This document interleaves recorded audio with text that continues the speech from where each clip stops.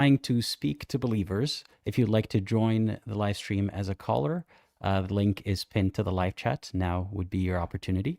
So the purpose is to speak with believers primarily, ask them a bunch of questions about what they believe, why they believe it. We can delve into specifics. They can propose a topic to talk about, and the goal is to be as open and as honest and hopefully as civil as possible. I'm not trying to make enemies here. So yeah, if you'd like to join the live stream, instructions and the link are pinned to the live chat. It seems like we already have one person in queue. So we're gonna start with Mikhail. I'm adding you to the live stream now. Hi, Mikhail. Uh, Can you hear me? Hi, assalamu alaikum. Hello, Hello. How are you? I'm doing well. How's it going, man? Nice to meet you. I've been looking at your stuff for a while. I gotta say, you produce some very decent stuff. I'm a decent fan of yours, Mr. Aladdin. Primarily because you are a very good debater and you are an incredible orator. Nice to meet you. That is very flattering. Thank you so much. Nice to meet you as well. Um, so, Mikhail, what would you like to discuss today? Well, I'll just give you a little bit of context. Sure. Firstly, I forgive me if I may seem a bit shaky. I'm just really excited to meet you.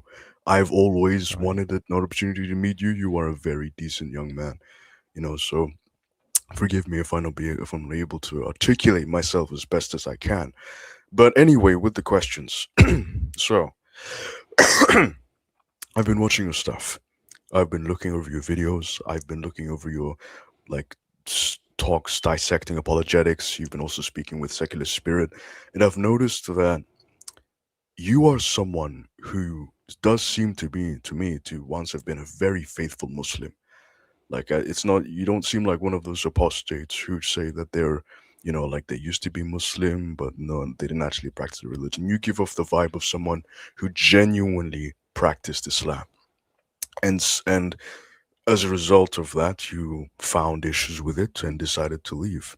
So I'm here to ask you about I'm not here to ask you about the menial things people usually ask about, for example, Prophet Muhammad's marriage or stuff like that. I'm here to ask you the dangerous questions that I really want your insight on. The main questions that govern the foundation of Islam. So if you want, if you'd like, should I begin asking the questions or would you like to ask me any questions? I believe this live stream is titled "Ask Me Anything," so I'll let you Yes. go ahead and ask. But by the So way, before you yes, begin, of course. I'd like to Of ask: Are you still a believer? Is would you I call am. yourself a Muslim? Okay. Yeah, I'm a believer, but at the same time, I'm not one of those believers who say that they're Muslim and just get on with their day, right? Like, I want to know if the truth that I Hmm. say is the truth is actually the truth, right? That's why I'm here, Mr. Apostate Aladdin, because I'm here to understand why you made your decision. Why Sure. is it that you decided to leave the religion, you Okay. know? Yeah. Please go But ahead and begin. What would you like to ask? so as the Quran has clearly established, humans and jinn were created to worship Allah. I want to ask you, with this whole dynamic of a supremely all powerful, all loving, all knowing God creating fallible creatures to worship Him, do you see any major controversies with the idea that a loving, all powerful, self sufficient God would actually care about fallible creatures like humans and jinn worshiping Him? Do you see any controversies there? I think on a base level, there's this presumption, and maybe not unfairly, that God can do whatever it wants, right? So Yes. hypothetically, is it plausible that a God with unlimited power, unlimited resources, would care about what every little single creature is doing? We can't say absolutely no, right? But we're just discussing plausibilities here. Does it seem likely or sensible to me? On a surface level, it doesn't. It seems more like the psyche of a king or a man, but then amplified to God's level. Um, yeah, but so I don't know if that answers your questions. What do It you think does. about It it? does. It does. Because here's what I've been told. I'm from Yemen. Okay. My family, well, you can imagine we're very They're very strict Muslims. I myself was born to the religion by birth. I've always tried to be a good Muslim, but again at the same time I can't help but be a very aggressive skeptic. And as you know, with Islam and the religion, there are a lot of questions one will obviously a rational thinker would naturally have with, the given premises and the propositions, right? For so what I think, and this is like the main thing that I think is that God is somehow Allah subhanahu wa ta'ala is somehow binding himself to a construct. And he's binding himself to this construct that says that basically the largest and the biggest get the largest worship, the biggest praise. He abides to this construct that says, I am great, I am divine, I am all powerful, I am all intellectual, I am deserving, I am entitled to your worship. And as a human being with this natural inclination to want to worship and glorify what I'm being told is the truth, you can imagine how convincing this God would be to any ordinary human. So, my answer to your question is, and I hope this answers your question, is that the reason why I believe God, the reason what I believe is that God is essentially binding himself to this construct because he agrees with the idea that because he is divine, because he is intellectual, that he is entitled and deserving of the unrelenting worship of humans and jinn. I see. Um, do you think it's possible for God to have restricted itself to that paradigm for a good reason somehow? I do not know. I will tell you one thing. I personally have struggled with that idea. The only way I can possibly give some sort of explication is that God sees meaning in that construct somehow. God sees meaning and God sees conviction in this belief that he is that he is all powerful, all intellectual, supreme, and because of all of these defining qualities of his, he is deserving and entitled of that worship. I believe that God sees that construct to be meaningful to him for some reason. But I think so, yeah. So, do you think so because you essentially have to think so because you can't say the opposite? That he. Because Mr. Aladdin, I don't have any explanation. Mhm. Like the only what I'm being told, Mr. Aladdin, is when I read the Quran, when I talk to sheikhs, when I read the tafsirs, I get this one repeating message that seems to have no explication, which is that Allah deems himself to be worthy of worship. He is all powerful, he is all loving, he is all intellectual. He binds himself to this construct of divine large things, divine large beings being entitled and deserving of worship. I do not know why God does that. I believe he somehow believes it, but I don't see what he sees in it that I do not, or what I do rather. Okay, I hear you.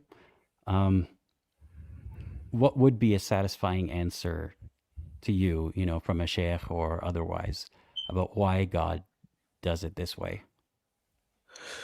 They would have to prove to me that objectively God is deserving of worship. And even though I may be a believer, even though I may be someone who believes in the existence of God, Allah, I find the idea of deserving being an actual thing. I find it difficult. I believe it, but at the same time, with God, it confuses me a little bit because I wonder, why would God, a self sufficient God, care about it? You know? Hmm. And that's what I'm being told all the time. And that's, I mean, don't get me wrong. I don't mean to commit kufr or anything. I'm just trying to answer this question. And every time I ask this question, I'm always being told by the classic sheikh, I am somehow asking the wrong question. I'm somehow like not asking the right question. But to me, the only way I can give any explanation is that God sees meaning in the construct of him being deserving of worship. I mean, for God's sake, Mr. Aladdin, me and you were created for worshiping him, apparently. for in the eyes of, the religion I believe in. Hmm. But I always wonder to myself, if that is the case, then why would Allah subhanahu wa ta'ala see meaning in the construct of him deserving worship? You know? Well, I can partially answer that. Let me put my apologist hat on and Of pretend that course, yeah. I'm the sheikh. Um, Not that I'm saying I'm qualified, but I'm just Of course. let's role play here. If I were to give you the classic answer, which is, well, existence is better than non-existence, especially with a chance to, join heaven and live forever. So by virtue of God creating you and giving you a chance to go to eternal heaven, he deserves your worship. What do you think of that? Could you repeat that again? I feel like I may have misunderstood. Sorry. Sure. So Allah supposedly created you with a chance to enter heaven, right? If you Yeah. are a Muslim and you have enough good deeds and all that, and because that possibility is so not great in percentage, but like great as an outcome, that he deserves praise for giving you that chance. Oh, okay. So it's the idea that this construct of deserving is only predicated on the presumption or on the proposition that God does something good for you, so you do something good for him in return. God did something good for you. Yeah, so you So do something yeah, good in so return. and the thing that he did for you, I guess, is not just for you but for everybody, is existence. So you're somehow thanking God on behalf of everyone else as well. Okay, so it's like your way of expressing praise and devotion to God for all of these good things that he has, you know, given to you. Yeah, more or less, yeah. But we can agree on one thing, Mr. Aladdin, which is that throughout the Quran, it even says in the last chapter, "Lam yalid wa lam yulad wa lam yakul lahu kufuwan ahad." Obviously, you know what that means. There Hmm. is none like him, and there will be none ever like him. Which means that God is his own independent being. He is unique in such a manner that there can never be anything like him. Hmm. My question is, this idea of worshipping and showing devotion and showing praise and thank you, these are human things, right? Like you don't see a bee thanking a flower for allowing it to pollinate. You don't see a monkey thanking a tree for allowing it to sleep with its children. You don't see a wolf thanking a dead sheep for allowing it to feed. But humans are the only animals that express a notable amount of gratitude for good things, right? Like they're one of very few species who are able of producing that sort of biological mechanism. So if that is the case, why would God account for that biological mechanism if it's something that is completely separate from him?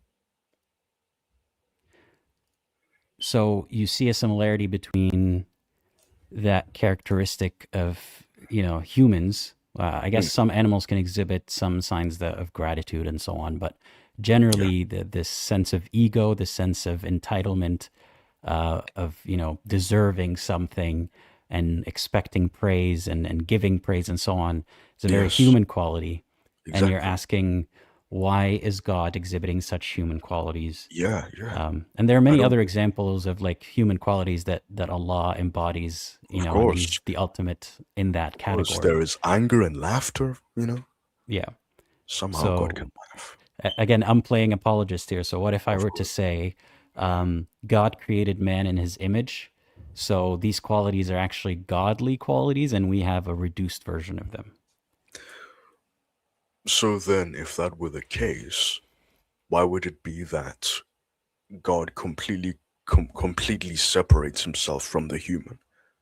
I mean, of course, if we were just minuscule representations of what God's qualities are, number one, if that were the case, there are some species. I can give an example, of course: dolphins, bonobos, chimpanzees, manatees, that express the same biologically engineered habits, such as love, such as shame, such as guilt, such as you know, uh, happiness, essentially, like very akin to how a human would. They even release the same hormones, right? Oxytocin, serotonin, melatonin, for example. These animals also exhibit these kind of like characteristics that you claim to be godly. So I ask, if that were the case, number one, why would God allow for some animals to have that same quality?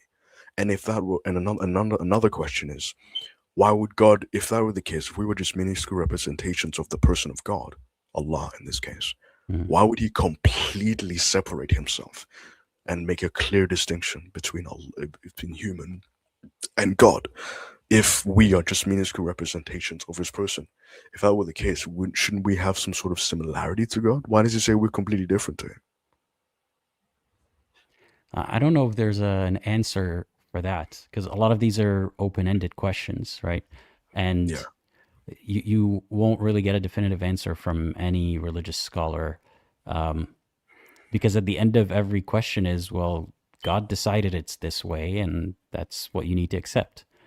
Um, so I guess maybe a different way of looking at it is, what is it that a classic, I suppose, defense mechanism for a lot of believers is to think that God's intellect is way beyond mine, right? And there's nothing I could do to ever fully understand God. So I'm going to assume that this is one of those things that is beyond my grasp, and it makes sense to God, even if it doesn't make sense to me. How come that is not holding you back from still thinking critically about this? because I do not make the mistake of filling in gaps of knowledge with faith and calling that explanation. You see, Mr. Apostate Aladdin, we human beings are lucky enough to have been given such a brain that can comprehend such vastly complex things, right? The fact that when we have gaps in knowledge, we need to understand that this is not an indication of incompetence, but rather it's just a limitation that we have. I mean, the fact that me and you are having this articulate conversation right now, this, like, in many, many billions of worlds, this should not have happened. In many, many worlds, this would have been logically, biologically, you know, psychologically impossible, you know? But somehow, in some way, over millions of years of evolution, we managed to develop this clear speech, the the development of the larynx, part of the brain that handles speech so articulately, right? So, don't mean to go on that tangent too much, but that doesn't hold me back is because I do not make the mistake of filling in gaps of knowledge with faith and then calling that a sufficient explanation. I'd rather say to myself, I'm not going to stay in the know-how. I'm simply going to leave that box until I can find a logically sufficient explanation to fill the gap appropriately. So if faith is not used for you to fill in the gaps in between knowledge, which, by the way, is blatantly how many religious people tell you, that faith is actually the substitute for knowledge. Um, but that doesn't work that way for you. Does faith have a role in your belief or your religious background? It And what is that does role? slightly, but the problem is that I guess that faith is kind of coupled with the fear that I have of being wrong. The idea is that as a Muslim, you have a lot to bargain for if you are, as a human being in the eyes of Islam, who has heard of the word of Islam, you have a lot to bargain for if you're wrong about things, right? You have a lot to account for in the eyes of God. Because if you slip up, if you can't give up proper explanation, you could find yourself for millions of years burning in a very savage and awful place. Jahannam, of course. Mhm. And when I hear this, I think, oh, subhanallah, this is just a lot to deal with. This hefty burden on me that I have to find some sort of logical explication. I have to remain steadfast in my faith in a sincere way. I have to learn about these things because I know having faith is not going to be enough for me. Because if I have this one gap in knowledge that is very important to me, what if I drift off? And what if I end up making the grave mistake that God warned me about, you know? And I look at myself and I think, that is what's going on here. You're right, Mr. Aladdin. Many apologists do use this tactic of trying to substitute faith whenever there's a gap in knowledge that they're either number one, too uneducated to explain, or number two, are afraid of the answer that they'll espouse. That's why they use faith. I'm sure you've noticed it too. You've noticed it with Yasir Qadi, Numal Ali Khan, Mufti Menk, Umar Suleiman. They do all of these people do the same thing, you know? So to answer your question, what was your question again? Sorry. So Sorry. I Could just you want to hit? say, by the way, I don't know if they do it intentionally or not because I can't speak to people's intentions. Yes, But of yes, course. that it is a majorly promoted and advertised position that faith is a substitute for knowledge, and that's actually something to be praised for. But the question, I guess, to return to it is, what is the role of faith in your beliefs? The role of faith is to simply allow me to keep on searching. The faith that I have is in that I am somehow, it could be because of fear. It could be because I noticed something that my intuition is not feeding back into my processing unit of my brain. But it could be that if I did not have any faith, I would not be having this conversation with you, if I put it simply. The fact that I'm still searching proves that I have some hope that I might find something to bring me back. But at the same time, I I've debated a lot about the religion of Islam, and I've tried my best to clear up as many misconceptions. But I find myself often enough committing the same logical fallacies that I claim that my opponents are also doing. That's kind of why I'm here, Mr. Aladdin. Hmm. Because, like I told you, what you say to me, what you speak about the Quran, the stories you tell, the speeches you have, the dissections you make, it tells me that there's a plethora of concepts about Islam that you've implicitly or explicitly pointed out that you find logical a logical condemnation with. You have this idea in your head that makes sense that you condemn.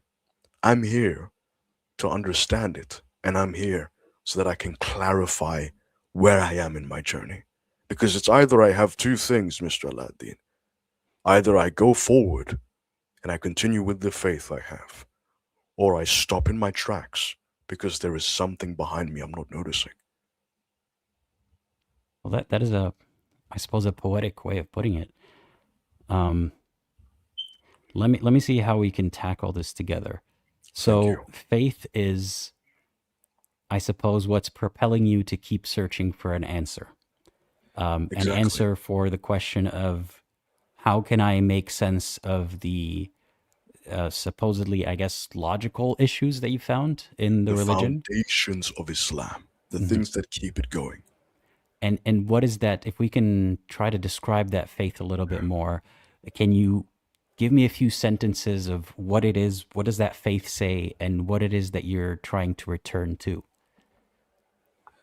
This faith, I believe that it could be a label, but this faith is this idea that I am a very large skeptic. And this faith that is keeping me going is the idea that not only am I aggressively questioning what I'm believing, so I can strengthen my faith, but I'm also aggressively questioning the ontological components of what I am facing. This idea that I'm somehow completing different scenarios, wherein that this journey I'm having is ordained for me. It's put together in a piece by piece motion, right? Like I'm being laid out, the groundwork has already been placed. It's only for me to walk it and find out what's on the other side. Well, Sometimes why do you think that there's some sort of intention or planning for your path? because I'm a radical skeptic, my friend, if that is okay to me call you my friend, right? Like I'm a radical skeptic to the point where I question everything. Not only do I question Islam, but I question my own belief. I question my doubt. I question, could this be that I'm somehow being tested by Allah, Subhanahu wa Taala? Could I be No, but tested by my Him? question is, why do you think that there's a plan that this is laid out for you, that this is your destiny to do this? I'm not saying, why do you have critical thoughts, or what are they? But why do you think that there's a plan or intention behind any of this? I guess because that's what I've always believed. That's what I've always been told over like the multitude of the years I've been living. I'm 18 years old. I've been on this planet for not that very long, and all the time I've lived here, I've been told like there is such a thing as fate, there is destiny. In Islam, I'm being told everything that happens is laid down by the foundations of Allah subhanahu wa ta'ala, and that He is putting things down for me. He is testing me, He's testing my faith.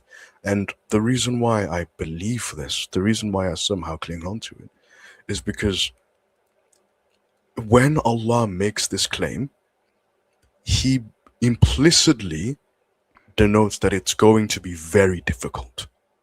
He implicitly and sometimes explicitly denotes that this trial I'm going through is going to be very difficult. And my trial is also difficult. And I feel like somehow God understands that because He is the constructor of the groundwork. So to answer your question, I guess it's because my intuition implicitly recognizes that God somehow understands my predicament. But how do you identify that as your intuition and not conditioning or indoctrination? Because a Christian can and would be telling me something similar in the situation of how they still have faith. They feel like God might be testing them, and God mentioned that it is difficult, to be a believer and have steadfast faith. So how would you differentiate yourself from the Christian in that scenario? I guess I'd have to ask you one clarifying question. How do you differentiate between a socially conditioned psyche and an intuition? Well, I don't even know what an intuition is. Is it the I guess like the subconscious, the sum of a lot of processing that you're not aware of? I guess that is so. The idea of intuition is that it's the capacity of the brain to make decisions and reason without conscious approval. I Hmm. guess intuition is the part of the brain that somehow makes decisions and has a board meeting without your signature. So you're asking, how do we differentiate intuition from conditioning or indoctrination? Yeah, Um, I don't know if we can or if we should even, because intuition is not something that we would consider to be, objective truth or some kind of marker that we can compare conditioning to. why Um, not? because intuition could be, or usually is, influenced by conditioning as well. Like if you, for example, are raised to go on hunting trips with your, parent or something, your intuition for situations where a deer might be around will be honed in compared to mine, right? Right, yes. Because you naturally are more predisposed to that environment, yes. Yeah, so intuition is not, I'm not saying nobody has intuition or it's not valuable, but it is obviously a result of, events and situations that happen to you and your biology and all that kind of stuff combined. So I wouldn't see it as a metric to, do I look at my intuition or is it conditioning? If we combine them both into one, how would you know that your intuition and or conditioning is unique and or not unique, sorry, and there's a different factor between you and the Christian who's in a similar situation? Like, how do you know that you're being tested and that the Christian is not being tested? I guess because I've been socially conditioned to believe that. I guess that's the only plain answer I'm able to give. As you've clearly outlined, an intuition can be cultivated by the environment you happen to be born in. Therefore, the only logical explanation that would suffice is that I've been socially conditioned to believe that whatever journey I'm facing has been laid down by the Allah that I believe in. I appreciate, by the way, your bluntness with yourself and with me, and like the transparency, because Thank you. obviously this is, if you are actually honest about, why you're trying to have this discussion, there's no point of not being honest about, every part of it too. Um, You know, Yeah. I'll be honest with you, Mr. Aladdin. I've been doing a lot of dissecting of my own beliefs. You have been one of a few people I've been watching. I enjoy your content, but there are others I also enjoy the content of too. There is Secular Spirit, for example. You know, you've met him quite a few times, a decent guy. Hmm. But there is this one person who I've debated with myself, by the way, who I'm convinced is going to be, who I'm convinced is essentially, I would say, a very. I mean, I know we don't. You don't view apologists as enemies. I know you don't view them that way. But let's say if you guys were debating, let's say hypothetically you view them as enemies, she'd be your biggest threat.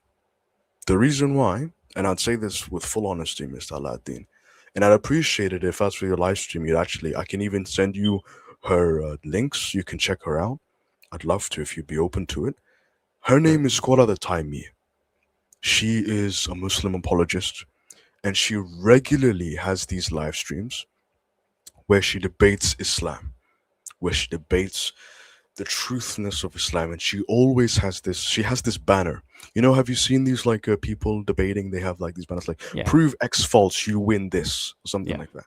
She has "Prove Islam false, win $1,000" on her banner every single time she initiates a live stream. I'll Sorry, send what was her name again? Quora the Timey. So can I send it to you in the chat? I can. Sure. Yeah. Yeah. This is her name. I've dissected her stuff. I've written a few. I like that's her name right there. I've Hmm. written some stuff about how she debates, and I've noticed that she's knowledgeable. She's a good debater, but she often makes a lot of conditions for, like, for example, the Bible, especially the Judeo-Christian one, that she isn't really doing so for the Quran. There are also, I've even spoken to her myself, and I've been able to find the logical fallacies and the inconsistencies within her own logic. But there is also, and I don't, I rarely hear anyone saying this. You probably have heard of this. May I ask, have you read the Quran fully? Have you read the whole book? Oh yeah. May I ask? Yeah. Yeah. Have you done it more than once? Yeah. A long time ago, though. I don't remember the Okay. last time I read the whole book. Okay. Thank you. There is this verse. I will happily. I think let me just quickly. I'll tell you about it while I'm getting the verse up for you. It's this chapter in the Quran where it talks about an ancient tribe that Abraham or Ibrahim was faced with during his time of trying to refute polytheism. Yeah. It was in Surah Al-An'am. God talks about. Allah says that. Um, you know, he speaks about how Ibrahim was essentially in the face of people who worship the astral triad. Have you heard of the astral triad? No, not in that name. No. No, have you've obviously I would assume naturally you've heard of the old practice of worshiping like celestial bodies, so the moon, the Yeah. sun. Yeah. Yeah, so there was this. I'll give you a little bit of a history lesson here. There was this old society, the society in Babylonia. They used to worship the moon, the sun, and Venus. And in the Quran, there is a verse that apparently talks about the same tribe. Keep in mind, by the way, this tribe, this whole practice, stemmed like from thousands of years before the Quran was before even Muhammad existed. So, what this was when I asked her about these miracles of the Quran, because I was very curious. Because again, I was trying to learn, right? She told me about the astral triad. She told me about how there's this specific word Allah uses called kokab. Kokab. You're a fluent Arabic speaker. You know what it means, like Hmm. star or like Yeah. floating body. She said, apparently, according to the Mufassirin, according to those who transcribe the Quran, to those who make sense for it for the believers, apparently God was specifically referring to Venus, as in the same planet that those people back then had worshipped, the moon, the sun, and Venus. And she posed this important question to me that I haven't made a decision quite yet because I'm hearing opposing sides, but she asked me, how could Allah know that these people were worshipping these three things. How could sorry, Muhammad know all these things if he wrote the Quran? How is this not proof that the Quran is divinely inspired? And to this day, I'm grappling with that question because it's either this, it's either she has, the Mufassirin have completely misunderstood the meaning of the word kawkab, or that somehow the author of the Quran knew about the astral triad. Well, I can give you my thoughts on that whole category of so-called Quranic miracle, right? When the person making the claim says, how could they have known? That could be its own category in many ways, because there's the scientific miracle claims, and then there's historical miracles or historical accounts that Muhammad shouldn't have known, essentially. So it boils down to, how could they have known? There's many ways to think about this. First of all, it seems ridiculous and absurd that God's way of proving itself is writing a factoid or two or three or however many in a specific book, and expecting people to, when asking, how do I know any of this is true? Expecting them to go digging through whatever they need to go digging through to find that one word and like match it to like a location and say, well, how could they have known? It almost seems more like someone going through a mental health crisis trying to find things where they don't exist than God leaving crumbs of proof, right? Because God is capable of proving something without any having to dig and assume and ask and involve all these tafasir. But to get back Exactly. to, yeah, the so the You'd have to say, sorry to interrupt you, but go ahead. you have to look at the Quran and think, if this is divinely inspired, it should be clear. It should be clear cut, straight to the point. No fluff, no messing around, nothing. Just the straight word, completely intelligible. Why is there so much disagreement? I ask myself.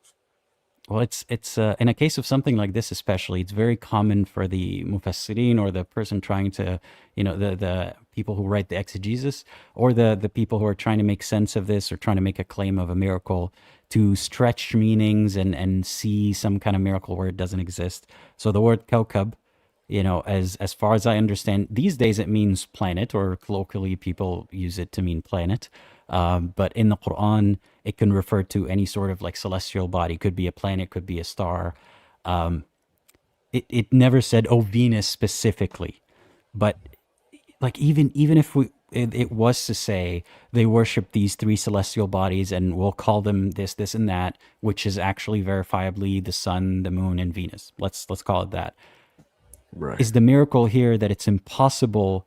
Like there's always this inference, or I guess this presumption that Muhammad was some guy who has no communication with anyone outside of a cave, and just in isolation learned some facts that no one could have learned, I mean, he rather was a than, merchant. He traveled the world. He right, should have learned his something. first wife was a merchant. I don't know to what extent we can verify where Muhammad traveled or not, but information travels too.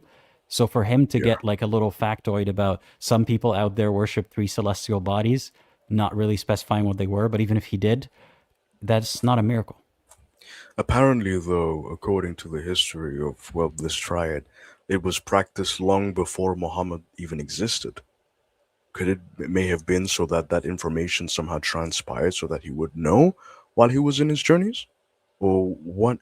How could he know that? Or It's am I misunderstanding the term kaukab? That's what I'm trying to like There's no get way my that head around. Kaukab means one to one Venus, right? Because Kaukab is used in many other contexts, and Kawakib, the plural form, does not mean the Venuses. Um, Yeah, but that's what I was thinking too. at the same time, I don't like, we focus so much on something he said to try to find some kind of meaning or hidden purpose.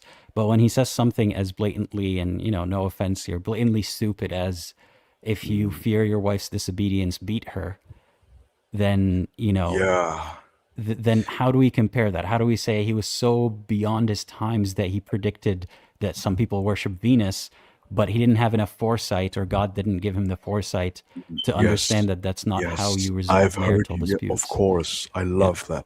You've spoken about verse 4, chapter 4, verse 34 many times. I myself I've spoken with other Muslims, and so far we can both agree the apologetics justification is complete horseshit. We can obviously agree with that, Mhm. especially considering how, I don't get how a mishak, the brushing of the teeth that stick, is somehow going to make your The wife, miswak, yeah. yeah, it's going to make your wife obey you. But the one thing that I see Muslims trying to justify is perhaps that maybe God was using this word metaphorically. Maybe he was saying beating them in the sense how discipline. It means like discipline them, like showing boundaries, or expressing dislike for her actions, etc. I don't I again I the word itself, I can't remember what the word is, but the word itself translates to physical, like interaction, like hitting, if I'm not mistaken. So why would God use this word to illustrate metaphorical discipline? You know? Yeah, I mean, God is capable of not only using the best in the language that He created, right? He created everything, including languages, including the language of choice to, reveal His message in. But He's also able to foresee the negative consequences of Him being misunderstood or not clear or whatever it might be. Um, so it's odd to be selective about God meaning certain things. Like God can tell you to your face, beat your wife, and they're like, well, that's not what it means. But He can say a word that means celestial bodies, and they can go digging into, Yeah, well, yeah. that means something super special and important to my It case. seems like it's selective skepticism. Yeah. But then I'm a little bit curious here. How come this has stumped you for so long? Because, again, I would. Wait, you mean this specific astral triad dilemma? Yes. Yes. So, number one, it's because I discussed with some Muslims on the definition of kokab. They somehow so there was this one Muslim, I'm vaguely remembering what he's saying, so I hope you can make sense of it. But he spoke about how kokab is somehow relating to constellations and about how Venus mirrors that. I'm not sure if that's scientifically proven. I myself study physics. I don't think that's I don't think I've ever heard of anything like Venus having a constellation, you know. So that's a very weird justification for me. Maybe I'm misunderstanding. But the one thing that stumped me is this one question, which was a linguistic question. Does Kaukab link linguistically and directly to Venus? Does it link to Venus? Was God using Kaukab to illustrate the existence of the practice of worshipping Venus? That's what I was asking. That's why it stumped me. Because I'm thinking, knowing this history, how could a human know this?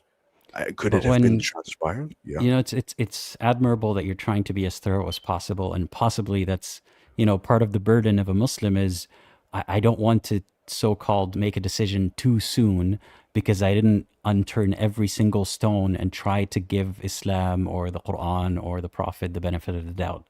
It's sort of a trap in a sense to put the burden on you to make sure that you've covered all your bases. But you've clearly found a lot of issues in the Quran, in the premises, um, that don't really have a good answer. So why are you fixating on this one thing? Like, let's assume it does have a link to Venus somehow.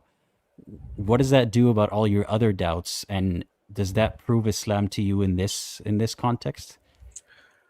You're right, that's a very good question. And I feel like, and maybe I could be under the gravest misapprehension, but I feel like if I were to cherry pick, so for example, let's say, yeah, we can agree that I find some things in the Quran questionable, but let's say if there is something that actually proves that, or at least heavily insinuates that the Quran is divinely inspired, am I dishonest for then turning over that heavy insinuation of divine inspiration and then turning over to the other facts and quote unquote inconsistencies that I see in the Quran and say, well, these things still like mean something? I feel like it's very dishonest of me because I acknowledge something very hefty that insinuates something implicitly, but then I look at all the other things that could have explication, and somehow I still turn to them in a desperate attempt to try and savor my belief. if that makes sense. Yeah. So then as much as I, by the way, would love to continue this chat for much, much longer, I still have to take some of the other callers. So I'd like to focus it, I guess, for this last segment on, so what is it that is holding you back in the faith as of right now? Because you've mentioned all the things that make you doubt. What makes you not doubt? The possibility that there is logical explication that I am wrong about things. And how long do you think would you have to keep searching and questioning and debating with yourself and others till you have satisfied that possibility and concluded that it's not a high possibility or there's nothing you missed? I don't know how long it will take, but I believe the only thing that will allow me, also, I will finish my point and then ask you just a few more questions, and then I'll happily leave for the other callers. I won't take too long. I promise, just like maybe 5 minutes. But I would say, to answer your question, it would have, for me, I would have to have a logically irrefutable position on a logically irrefutable outlook on the Quran, on Islam, that I have steelmanned to the point where literally no other viewpoint can contest with it. So That's what I believe. you'd have to steelman the What I mean position is of. that, yeah, Mhm. what I mean, sorry, I feel like I may have confused you. Yeah. I need to strengthen this logically consistent belief so far with so much introspection that I can somehow understand the objective truth about where Islam came from. So to let go of the residual amount of faith, or that drive to still make sense of Islam, you would have to come up with or find an explanation, a definitive explanation for, if not God, then how was Islam created? who Yeah, who wrote the book, who wrote the other books, and like what was their motivation, and what did they hope to gain, and so on and so forth. yeah, if it isn't God, and I'm not saying that's not a possibility, but if not God, then who? But so when it comes to, if not God, or if God, you're willing to take that at face value for the meantime, at least, that let's assume it's God. I'm But on the willing other to, yeah. hand, sorry, Oh, go on the ahead. other hand, oh, sorry, I interrupted me. Are you on the other Yeah. hand? On the other hand, to let go of the faith, you would have to prove something beyond a shadow of a doubt to a standard that you haven't even done for religion. I So feel like, yeah, yeah. I feel like I maybe have confused you. Right now, what I mean by faith is faith in that I can show myself the truth of Islam, whether it is true or whether it is not true. I feel like when I say faith, I may have confused you in the sense I say, oh, faith in Islam. No, faith in the what the truth of Islam is, whether it is actually divinely inspired or whether it is from another source. So to answer your question completely, in order for me to let go of faith, as in the faith in that I am somehow wrong, or faith in that there is more to be discovered, in order for me to let go of that doubt, essentially, I would have to I would have to show myself logically, objectively, and factually the truth about Islam's origins. Well, there's no way to objectively, factually prove the origins of Islam. I'm telling you that right now. Like, I wasn't able to do it. No one is able to do it. There will be a lot of speculations, and maybe some of them are backed by other historical works and what people wrote, but there's no amount of recording that is verifiable and objective, um, linking back to the time of the Prophet. So that seems like an impossible task for you to ever accomplish. So if you don't change your criteria for how to move forward, or your plan, you'll probably be stuck in this position forever because it's an impossible task. Right, absolutely. You have the right. You've convinced me. There is no logically objective way to prove the origins of Islam, because in order for me to do that, the only feasible way was for me to have to try and time travel all the way to the past, which I obviously can't do. Um, but I'm just trying to find the truth of Islam. I'm trying to learn about this religion that has been in my life for as long as I've been allowed to live. I'm trying to learn the truth. And so far, I see so many inconsistencies with both positions, those who defend it and those who fight it. I see inconsistencies with both. But more so recently, I'm seeing more inconsistencies with those who defend Islam, you know?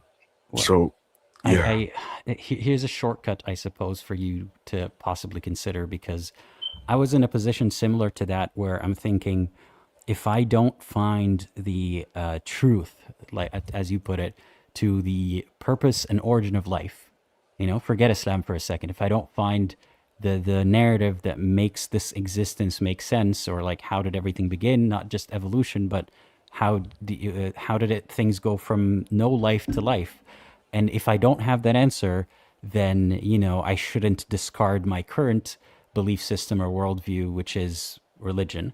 But then I realized I'll never find that answer. And it doesn't mean I have to settle for a bad answer in the meantime that I can obviously see is a bad answer. So you could still pursue your interest in trying to figure out not the truth of Islam, because there will never be a definitive, account of everything that happened. But if you want to learn more about Islam from non-Islamic, maybe secular sources, maybe meta-analyses of all the studies already done, that could be an interesting pursuit. But you shouldn't hedge your future on what you find in that, because it'll never be definitive proof. you're right. I can only reflect and introspect, but I can never objectively prove something without fail, because again, this is a very hefty amount of history. Thank you for helping me dissect this. I just have one last question. Sure. And then obviously I want to ask two more and then I'll just head out. I won't take too much time. Sure. We'll try to make it quick for the next Yeah, callers. Yeah. yeah. So in response to this, just to steel man your position, just to make sure I understand you. Your response to the miracle that I presupposed is the idea that I'm misunderstanding the meaning of the word kokep, and I'm possibly making the same mistake of apologetics, which is selective skepticism and selective introspection. That you are possibly making the same mistake, which is selective introspection. Yeah, I know. I think it's just misdirected, that you're applying a standard of proof towards, making sure that you didn't miss anything that is much, much higher than your standard of proof the other way around. So if you let go to, like, from all these presuppositions, my position isn't that I know conclusively that Islam is false. It's I have no reason to believe that it is true, and all the claims made in it are made in the same themes and same methods and same fallacies as other religions as well. Not exactly, but there are a lot of similarities. So there's no need to assume that Islam is true by default. So change your default position, I suppose, would be my recommendation. Thank you. You're absolutely correct. In order for me to obviously examine this the best way I have to take the default position, which is ignorance. Now, two more last questions. Number one, do you think it would be possible for me to join Aladdin Zagreba?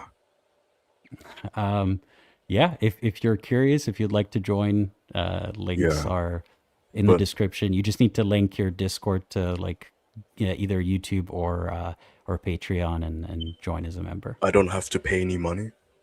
Well, we do have that mechanism just to filter people at first. If you'd like, you can pay for a month, and then if you don't want to continue paying, or if you can't afford to continue, you can continue to be a member still.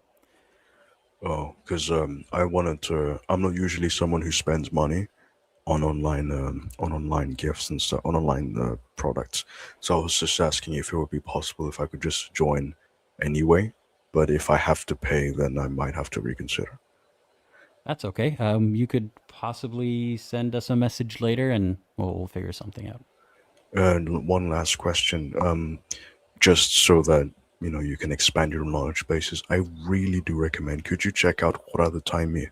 I really would appreciate if you could check out her stuff. Obviously, in your own time. She's a Muslim debater. She heavily defends Islam. You could possibly even make a video, a couple of videos dissecting her, refuting her, you know. I would love to see your take on these things. Well, it sounds like she's very. I haven't checked out her channel, but I might check it out. I'm always open to productive discussions. So if that's possible with her, then I'll find a way to make it happen. I mean, she's having a live stream in about an hour, but obviously I don't think that now would be the right time.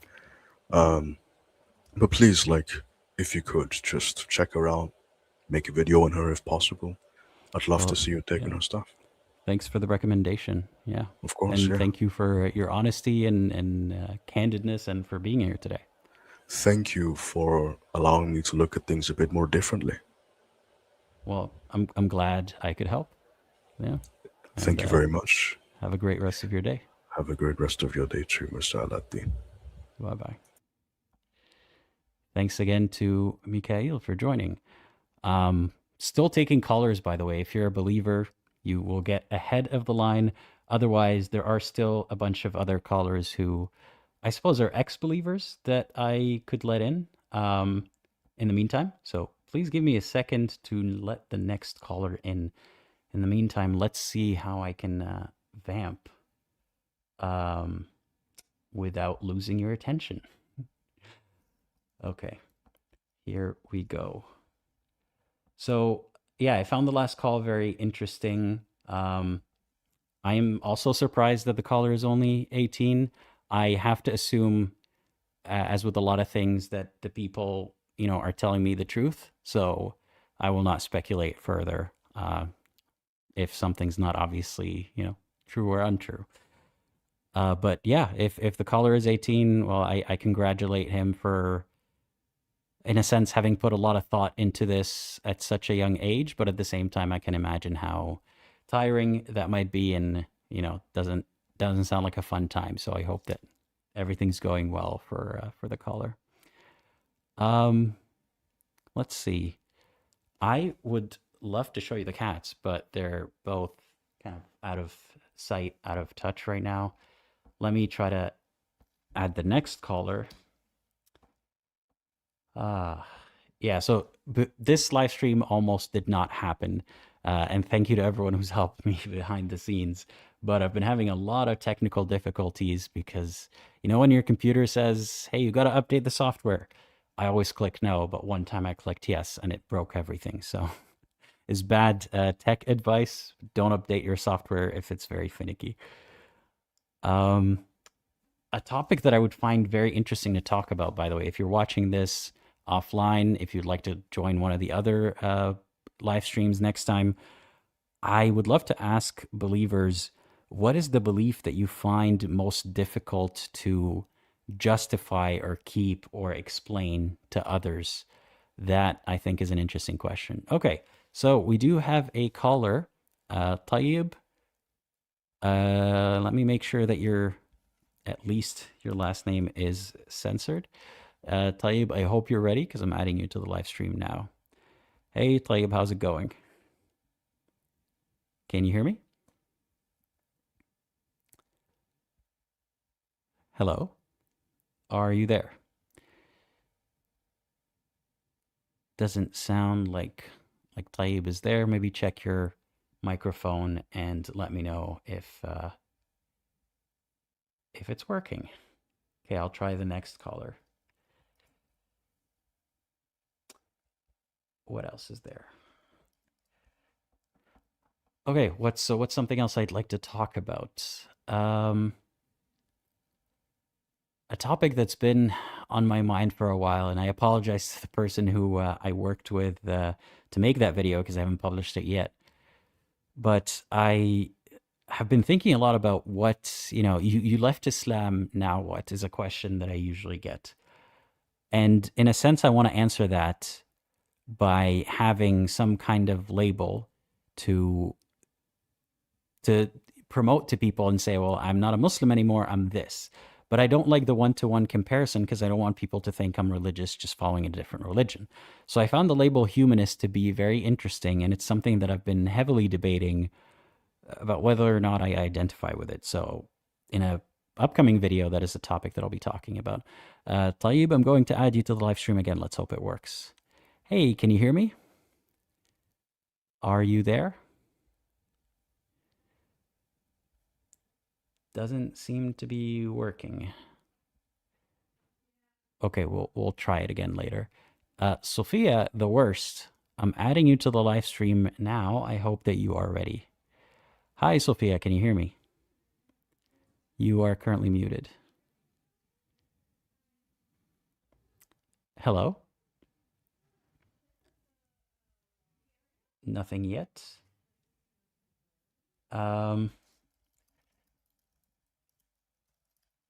Okay, that's not working. Oh, hello. Hi, Sophia. How's it going? I'm doing well, thanks. So, tell me a little bit about you and what you want to chat about today. Okay, so but I'm not Muslim. Sorry, I'm a little nervous. That's okay. Okay. I am actually ex-Muslim, and I've been ex-Muslim for the past like 4 years now. And I come from a very, very religious family, like very, very religious. And literally almost everybody in my family is Muslim. So I essentially have nobody that agrees with me. So I'm like the only ex-Muslim in my whole family. And it's difficult. It's very difficult. It's like having to pretend to pray and participate in like Ramadan and Eid and all those things, knowing that I don't believe yet. And like I just have to put up a front and act like I'm okay with pretending every single day, but it's very tiring. Mm-hmm. And I don't know. I don't really know what else to say. Well, what do you think would be the most beneficial to you if you had a family member or a friend who knows how you think and is tolerant of how you think? How do you think that would help you or improve your life? Okay, it would.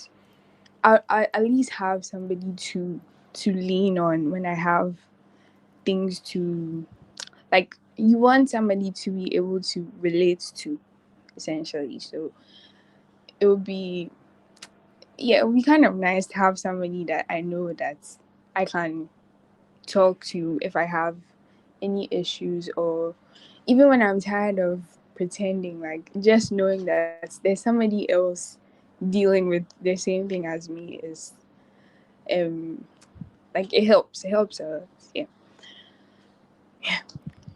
So, have you, like many people try to find community or support online, and, big disclaimer here, you have to be careful who you speak to online and, be careful not to overshare information with strangers. But have you attempted to find some people who think like you online, and how did that go?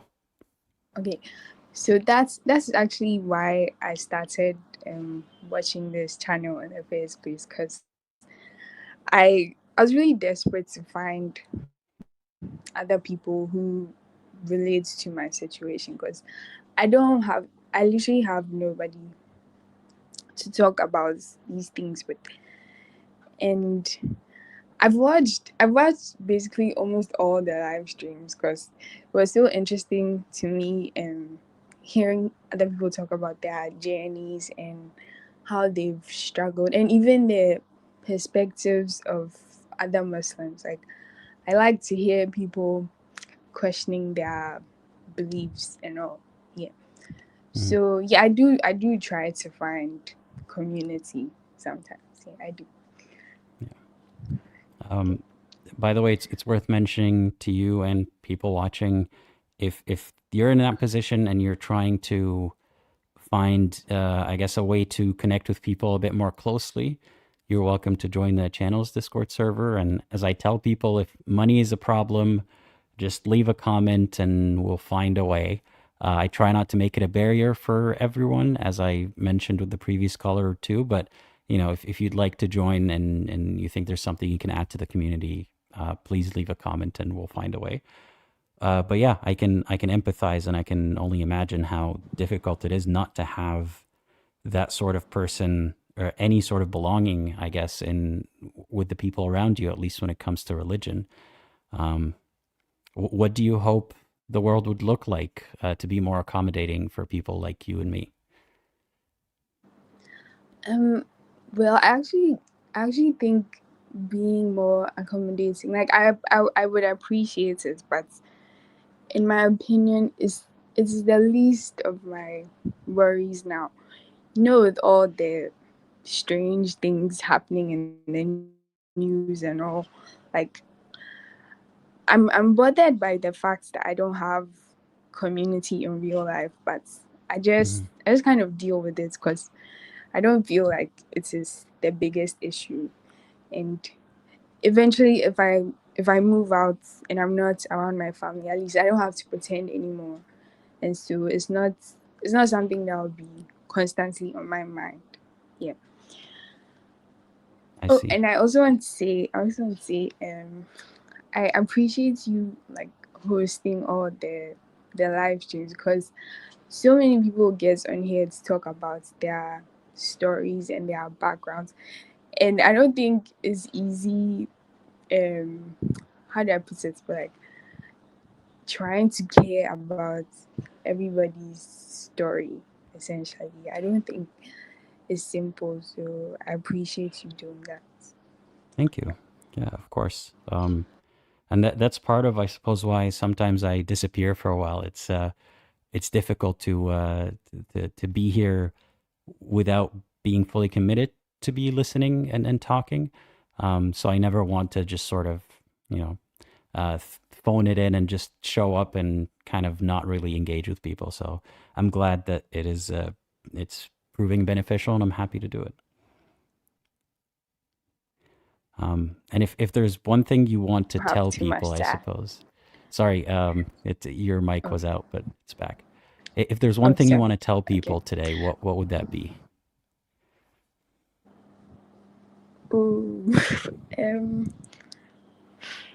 If there's one thing you needed to hear 4 years ago. 4 years. Okay. That I wasn't a terrible person, but first of all, questioning my beliefs, and I'm still not a terrible person now. And if you're also struggling with your religion, like it's something that's very tricky and very personal, but you come across things that you may not agree with,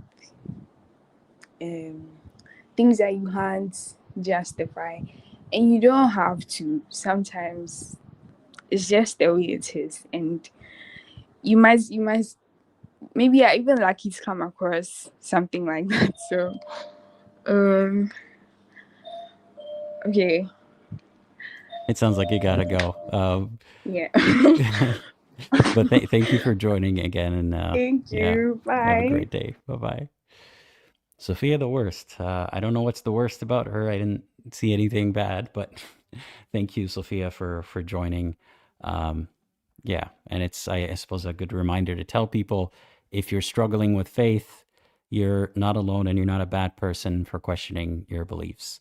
Like she used to think of herself, or possibly sometimes thought of herself, and hopefully she doesn't think that way about herself anymore. Okay, we have several callers queued up. There is a Muslim caller. I'm just trying to get them to join on the live stream here. So give us a minute, and then I'll get back to the rest of the queue. I'll take a question from the chat, so please do post some questions right now. There's also a bit of a lag between me and the live stream, so if you see your comment go unnoticed, it's not on purpose. let me ask myself a question and then answer it. Let's think. What is the most commonly mentioned reason for leaving Islam? At least, I mean, maybe this is some sort of a bias from the kind of people that watch the channel or the kind of people that reach out to me, but I've noticed that a lot of women obviously have a lot of issues as believers, as ex-believers, with the misogyny in religion and not feeling like there's a place or a priority put on them. So I guess that is one of the most commonly cited reasons, is realizing that this religion does not seem to be, I suppose, it doesn't seem to be fair to women. At least that's the most cited reason. Let's see. I'll read some more questions. The more hadiths you know, the worse it gets. That is true. Danse Macabre says, what do you think of Abdullah Samir collaborating with Christians? Someone else says, Mr. No Yab says, collaborating, bro, this isn't a war. I've tried to speak to Abdullah multiple times. So for those who don't know, his name is Friendly Ex-Muslim, or now there's a channel, Friendly Mr. and Mrs. Friendly Ex-Muslim. They're a couple. And I had mentioned to him that I find it really odd the way that, there's been this allyship between some critics of Islam and Christian content creators. And we've seen, some people even convert to Christianity. And he always had the position that, well, it's not hurting anybody. It's fine. That's good for views and so on.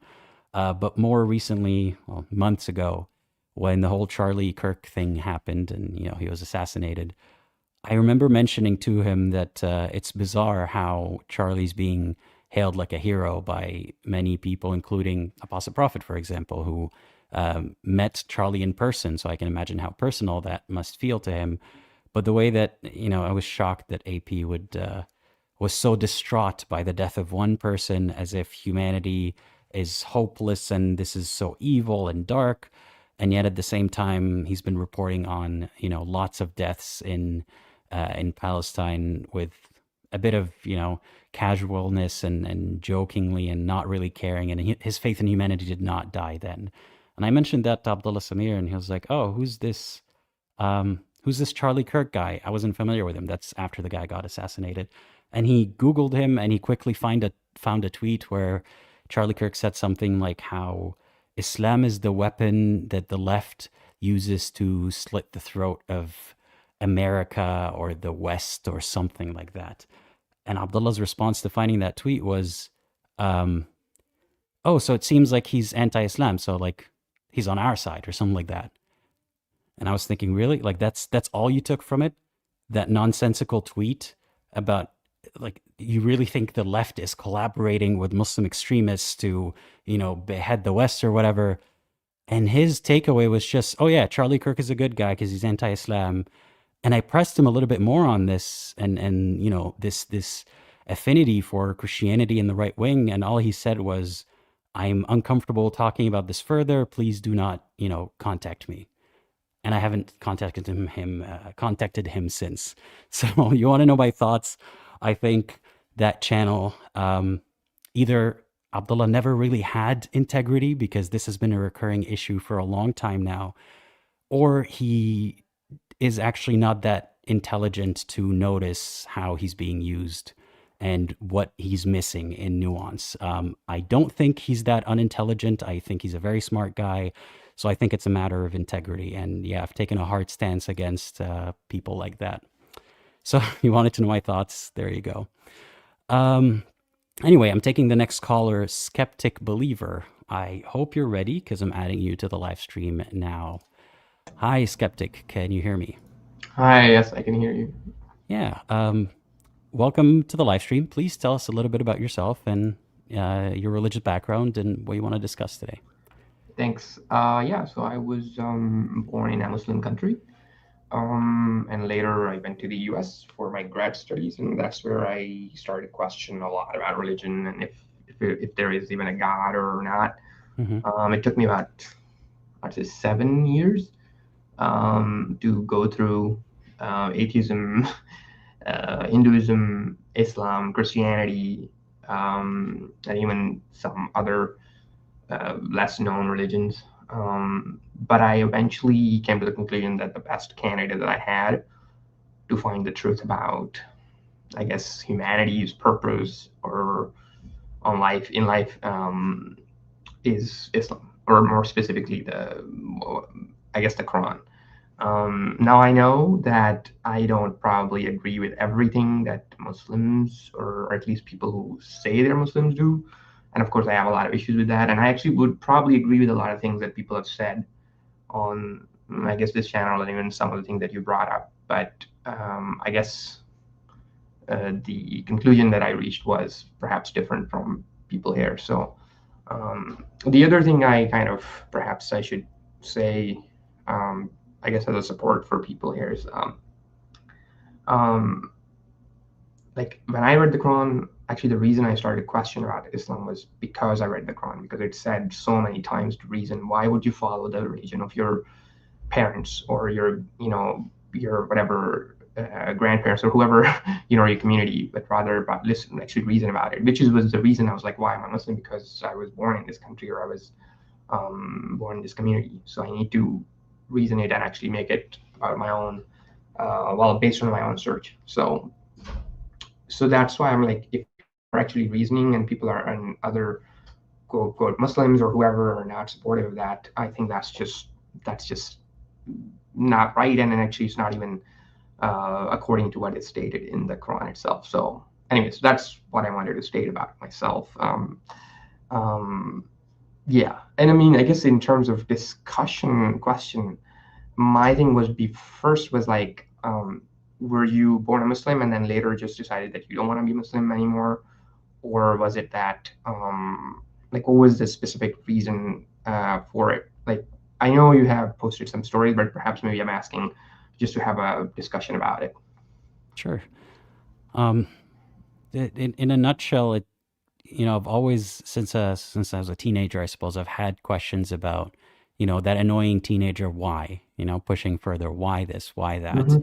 And at the time I was met with, well, God knows best. You can't, there's more than you can understand. And as a teenager, I grew to accept that, yeah, there's so much in the world that you need to learn. So I just kept my head down at some point and kept learning.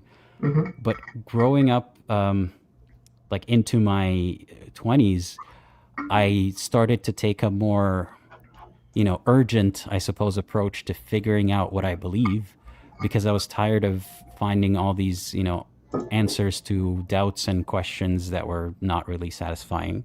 And I wanted to pitch it, to, instead of trying to look up all the, all these lists of problems in the Quran and in the Hadith and all these scandals and all that stuff, I wanted to flip the script altogether. If I wanted to prove Islam, or if I wanted to pitch it to someone else, what am I telling them? Why should they join? What is it about Islam that makes it true? And that's when I fully realized, through speaking to so many different, scholars and doing so much research, their pitch for Islam is not too different from how other people pitch their religion. The specifics might be a little different, but the presumptions and the fallacies are the same. That, it's your moral obligation to come to this conclusion. And if you don't, it's because you're a bad person.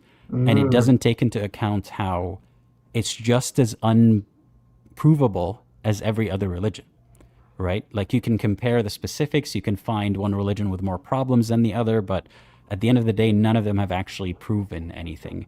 So it was that realization that I was looking at the world through a very self-centered way, which is, Islam is in the middle, Muslims are in the middle, I am in the middle, and everything revolves around this story of creation as it goes in Islam. But then I couldn't justify it looking at it from the outside looking in. So that's, in summary, like that's really what got me to realize I don't believe, and I don't have a good reason to believe. Now, there are a lot of specific problems that, have come up as a believer and after leaving Islam that I still couldn't find answers to, but this is the main issue. That, and like realizing that the world is belief is sort of a genetic lottery to a large extent, and where you're born influences so much about who you become and all that kind of stuff. To the extent that I don't believe that we have some kind of free will. Okay, interesting. Yeah, or at least not the way that we think of it, as when I was a Muslim.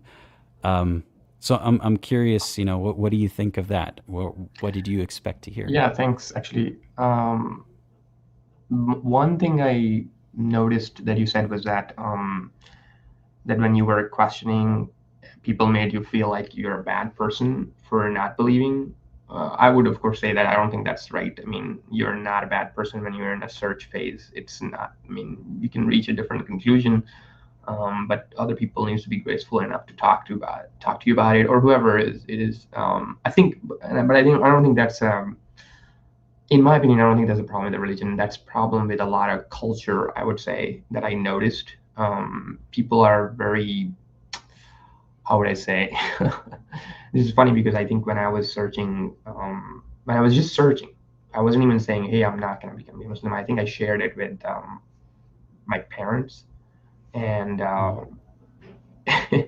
they were already like embarrassed. Oh my gosh, what is this? What are you already? Why are you, like considering something else? This is horrible. This is wrong. And I'm like, you see, this is kind of like I think that might be related to the culture of the people, that they are just worried, or they take things, I don't know, personally when they shouldn't be. But yeah, so that's the fun thing I noticed.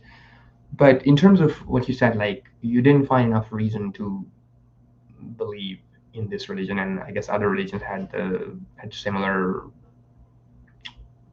I guess, points or similar points. So my question would have been like, what did you mean, like you don't have enough reason to believe? Like, you mean reason to believe in God, or you reason to believe in Islam? I think both. So to give you some context, my atheism is not a position of saying I believe there is no God. I think God is a man-made concept. So there could be, one entity that is behind all this. There could be an entity that didn't realize it started off a life, kind of like, how you could leave something in your fridge and it grows a whole culture of fungi or bacteria. It could be multiple entities. There's so much that it could be, and I'm not making any definitive statement about it. There's nothing beyond, or I don't know what started all this, if anything, with intention. I think the concept of a God and a religion, we've all heard them through other human beings, including the first human beings who said anything about religions. They didn't demonstrate, and here's God, by the way, and you can like verify what I'm saying. It's God told me in a dream, God told me in like this encounter without anyone else noticing or whatever, and so on. So I have no reason to believe that any of it is not man-made, because we can trace it back to men or humans. Okay. Interesting. Okay, so that's the main thing, is about like this could be man-made. So, but like, do you think there are some some questions that could have only been answered potentially with another entity that is, I guess we can't really explain more about that, because like, there's like general arguments for the existence of God. Like, for example, one is the causal, like something, whatever, how is it something existing today? And I think I was looking into it. Even, I don't know if you're familiar with this YouTuber. His name is Alex, and I think Alex O'Connor. He would cover that one time, and I was like, okay, yeah, I can see that why it would make sense. So, are you saying that you had an issue believing an entity or a God, existence of God, or was it like? I'm saying all that could be, right? And even the arguments that talk about the necessity of a creator, or how that must be a step. I don't find a way to, like, I can't find a way to objectively prove or disprove any of these, but all these get you to is the presumption that, or the possibility that there could be a creator, or there must be even a creator. But then to jump from that to, and it has intentions, and it spoke to us, and it wants worship, and so on, that's where we can't ever find that link definitively. Interesting. Okay, well, that's good.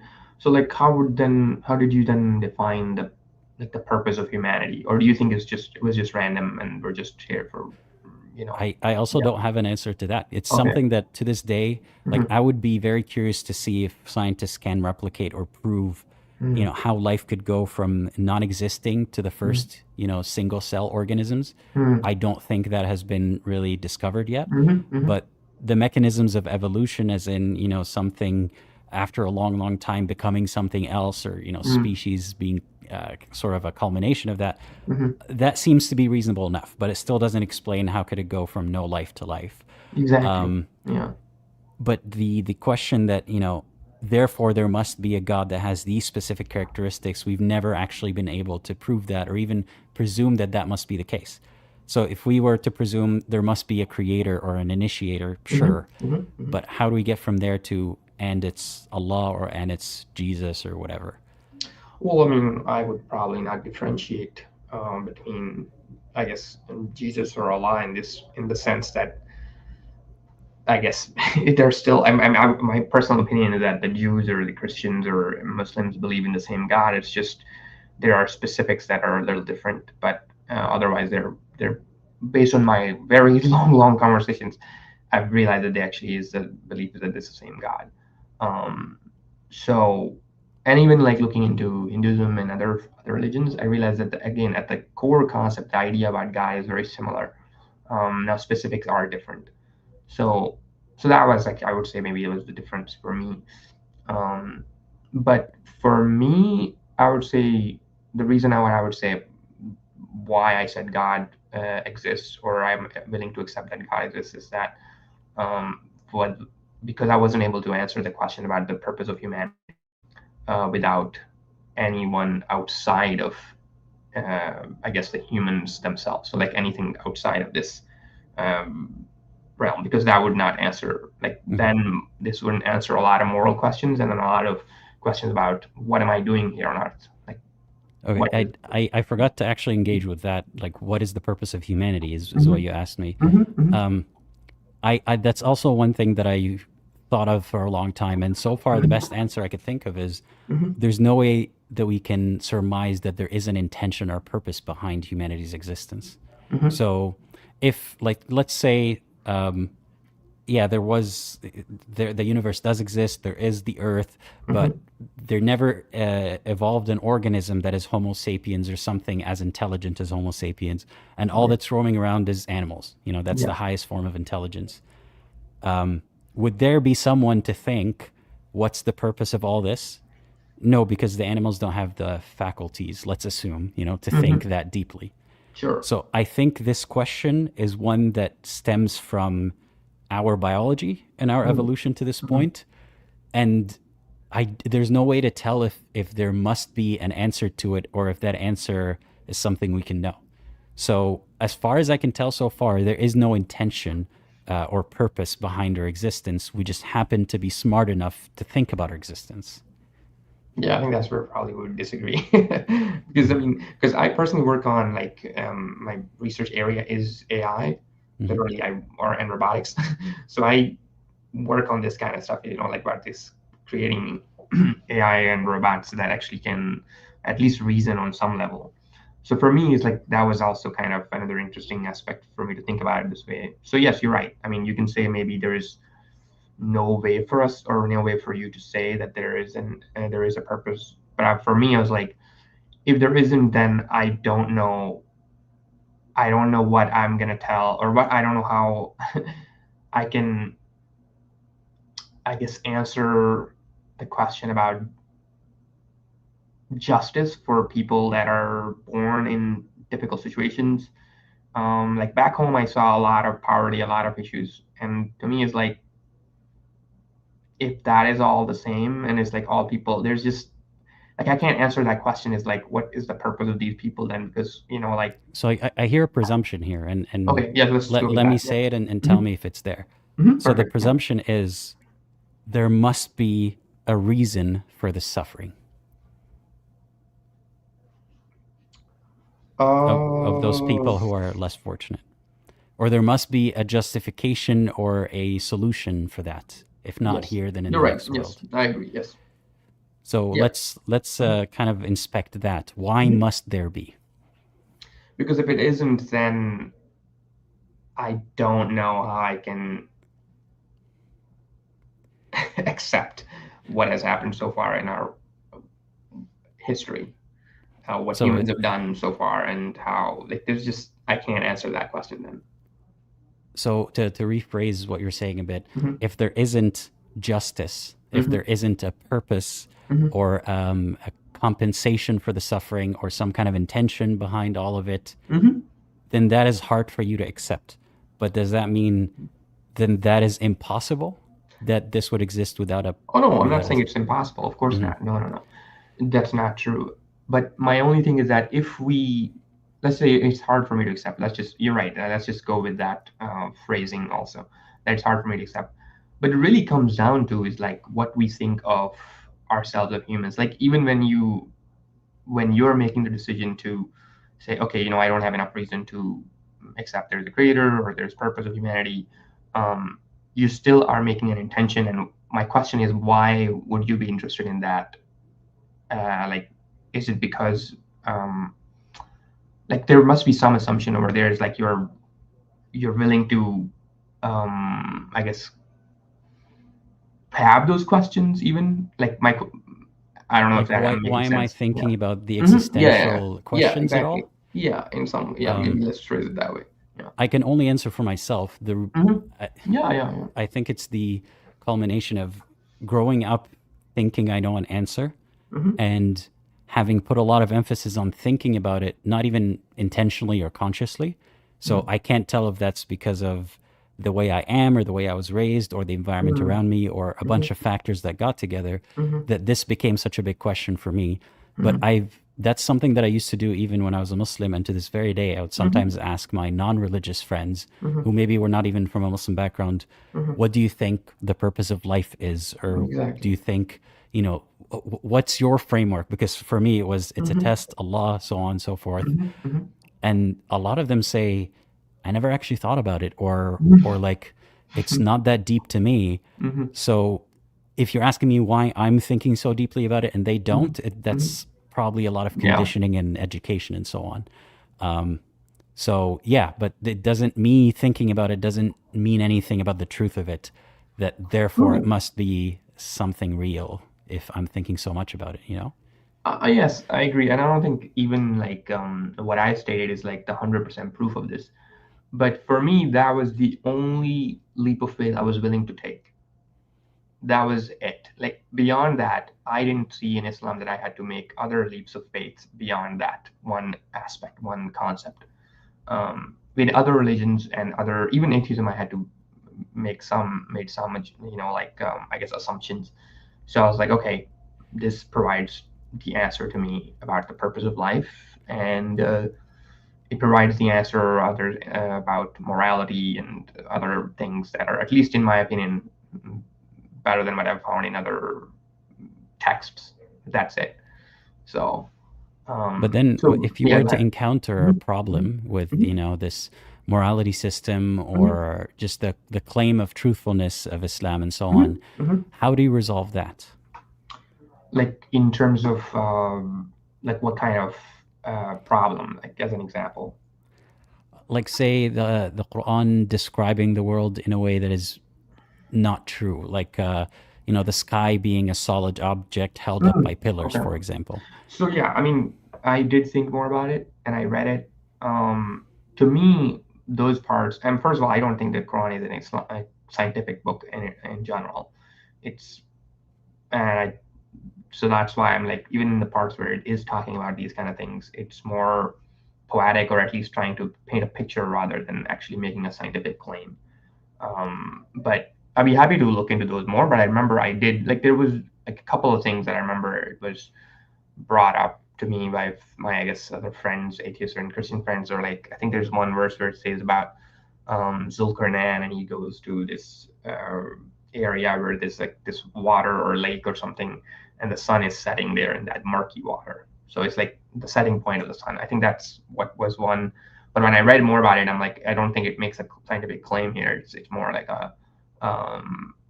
it's more like telling, okay, this is where some people are right next to the water, not so much like the sun actually goes and sinks into the water. Well, if we ignore like anything that could be dismissed as a metaphor or poetic or so on, do you think there are no problems with the morality that the Quran and the Hadith and so on put forth for people to follow? Okay, so that's a good question. For Hadith, for me, the main reason to I guess, stay a Muslim was the Quran, not so much the Hadith itself. I know that in the Hadith there are a lot of differences. There are a lot of contradictions also, and there's also those factors like Sahih and weak and Hadith, and there's just so many options. And I'm like, also, this is not claimed to be the word of God, at least as far as I know. The Quran is supposed to be the word of God. So I'm like, okay, I'm going to start with that and make it as the core of my beliefs. Now, about the Quran itself, the morality issues. I'm assuming you're going to talk about morality issues in terms of war or like the marriage. I guess those are the two main ones. I mean, there's a lot of issues there, but let's take whatever example you would like. Yeah. Let's just I don't even have to take a specific example. Let's just stick with whatever moral issue you want to bring up in terms of that. My thing was that, okay, does this apply to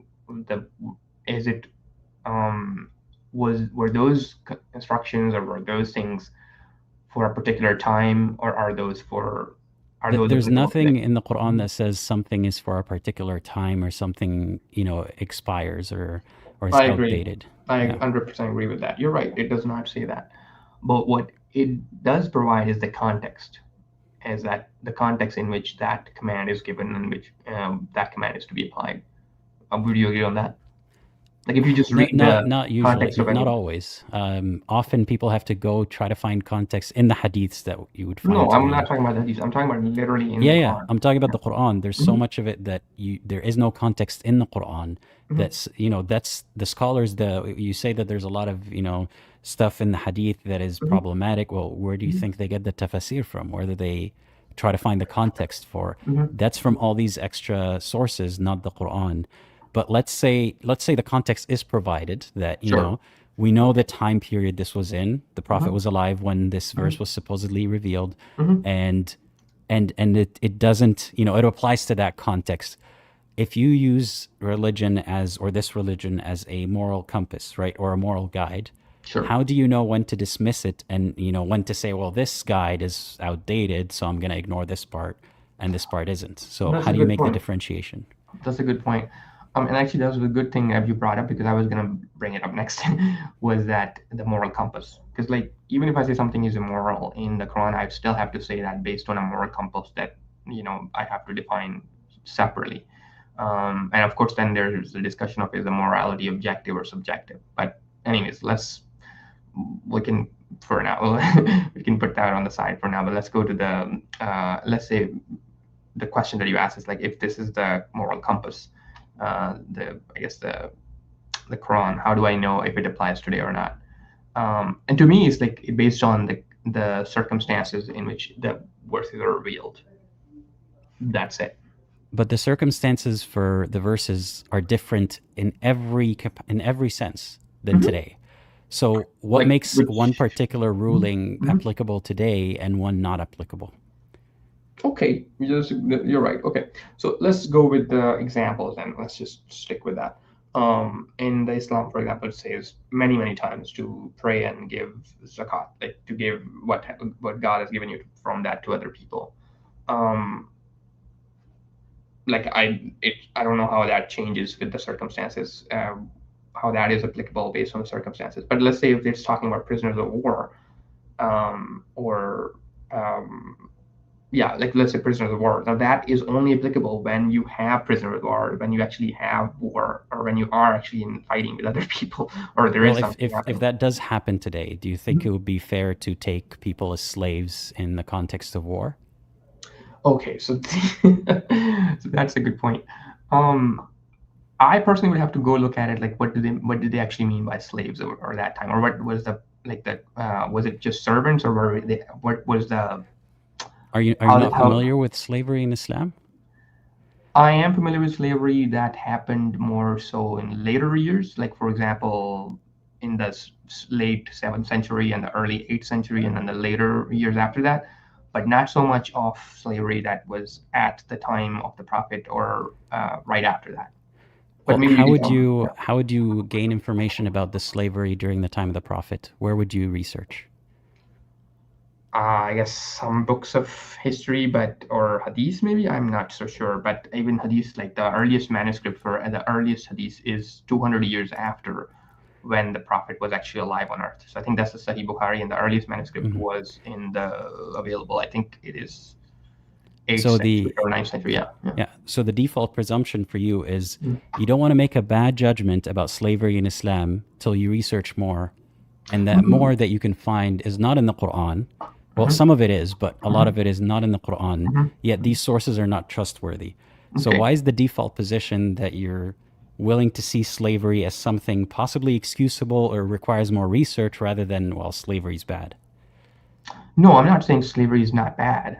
Not at all. even in the context of war, I mean? Even in the context of war. Okay, I get it. Yes, I see what you're saying. So my question would be, if there is prisoners of wars, how should they be like actually treated? Should they be put in prisons? Like, I think that is really the question. Is like the words. If we're gonna use the word slave for them, whatever, I'm not actually more worried about the word itself, but the actual treatment of those people that are prisoners of war. So I think that's really the question here. How should they be treated? Well, I could tell you from the Quran, for example, Okay, go ahead. that taking a female, if you want to call it prisoner of war or female slave, what your right hand possesses, they can treat her like essentially a girlfriend these days, but with less rights. So they can sleep with her if she has a baby. That part is not in the Quran, but like at least they can sleep with her. That part is in the Quran. If she has a baby, according to the hadiths and so on, then the father is the one who determines if the baby is free or not, or if the mother is free or not. But it could That's just not be in a the slave. Quran. That's Yeah, not in the that's in Quran. the hadith, but in the Yeah. Quran it just says they could sleep with them. Do you think it's valid for prisoners of war to be, assaulted or slept with by the captors?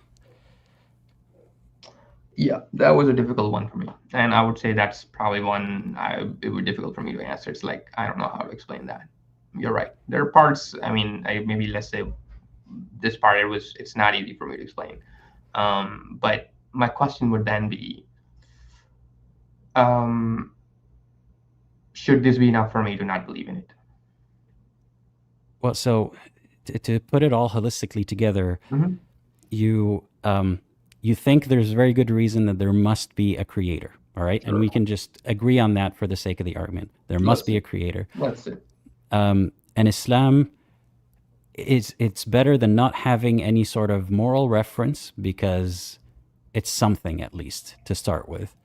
And Well, I mean, Yeah. I would say it does provide most of the moral reference. But anyways, let's continue. I'll let you finish Sure. your thoughts. Yeah. And in that moral reference, if you come across something as problematic as, being able to assault the prisoners of war that you take, then it's something you could dismiss aside, and it's not a good enough reason to dismiss the moral compass that is the Quran. Why is that not a good enough reason? Okay, that's good. Yeah, so that's a very good point. Okay, let's talk about that. So a couple of things that you said. First, I don't think the Quran ever states that you can actually assault them. Or sleep with but them. Yes, Yeah. but no, of course you could say, well, they're prisoners of war. Why would they want to sleep with someone consensually? No, but that's an assumption also. So I guess, but let's just say even if it's consensual from both sides, we can still consider it to be, let's say, not perfectly great morally. Let's just say if it is consensual, even by the woman who was a prisoner of war, and also the person who actually has that slave. Let's just say that at that time. If that is the only issue I find with some moral compass that I don't know where it came from or at least let's say it doesn't make sense to me right now. My question is, did it make sense to the people at that time? Why is that your question? So you think morality is independent of time, independent of which era we lived in? No, I can understand that, morality needed, or people needed time to evolve and learn Okay. a moral system that is better than the one that used to exist. But this one, in terms of time, why is that a concern for you if it didn't come from people 1400 years ago? It came from God. if God, so this is a good point. Yes, you're right. So if there is a specific time or era in which God provided specific commandments, or not even a commandment, it's more like a permission. My question would be, why would it be wrong for that time, even if it is from God? Did God say that it's only for that time, or that this is a book for all of humanity to follow? You're right. It did say it's all for all of humanity to follow.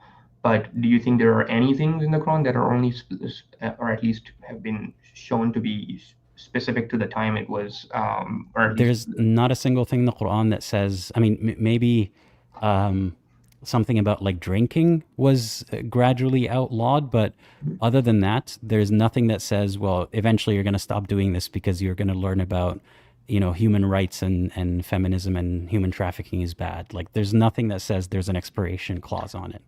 Okay, fine.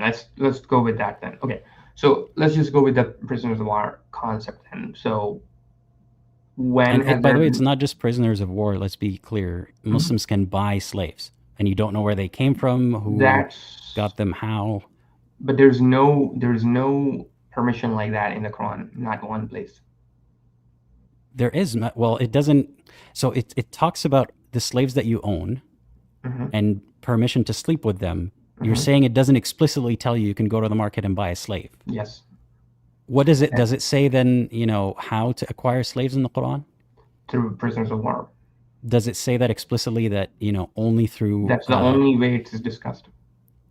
And do you think that so when it comes to trusting the hadith, when it comes to anything about slavery, we can't trust it. When it comes to explaining the Quran, we can trust it. No, I did not say that. We have to apply consistent standard. And I would So say if yes. we do that, then most of the Quran you're not going to be able to understand, because Why we not? dismiss the hadith. So the point is, it Which sounds part like you're right now trying you to don't understand? you're trying to deny that, you know, the Quran or Islam has anything to do with slavery and human trafficking in that sense. It only deals with prisoners of war, is what you're saying. Based on what the Quran says, yes, it seems to be only in the time when it's prisoners of war, not for any other specifics. No. And second, even in like if you read some of the tafsir, I'm not saying this is the consensus, but some of the tafsir would even talk about, for example, that in the Islamic law at that time, people were not allowed to have, the kids of slaves were not slaves; they were free people. So it was. But none of that is in the Quran. So are we talking You're about right. the So Quran? no. The reason I brought it up, because you said that there were slave buying of slaves was happening. So that's not in the Quran either. So that's why I'm bringing up the other side outside of the Quran, just to So provide like a all the context. hadiths that talk about purchasing slaves, you would say those can't be trusted. Can you? Okay, let's go over the example of that before I can even like. What do you mean by they can't be trusted in terms of Like you can't trust that Muhammad actually said that, or this has any link to Allah. I would say if it is not in line with what has been said in the Quran, then no. So then how do you explain all the other Muslims trying to use hadiths to explain the Quran? Like if the Quran is the one that can't is go the limited. opposite. Yes, you're right. I agree with you, and I would disagree But with then other people on you that. can't even understand it in English or Arabic without the hadiths.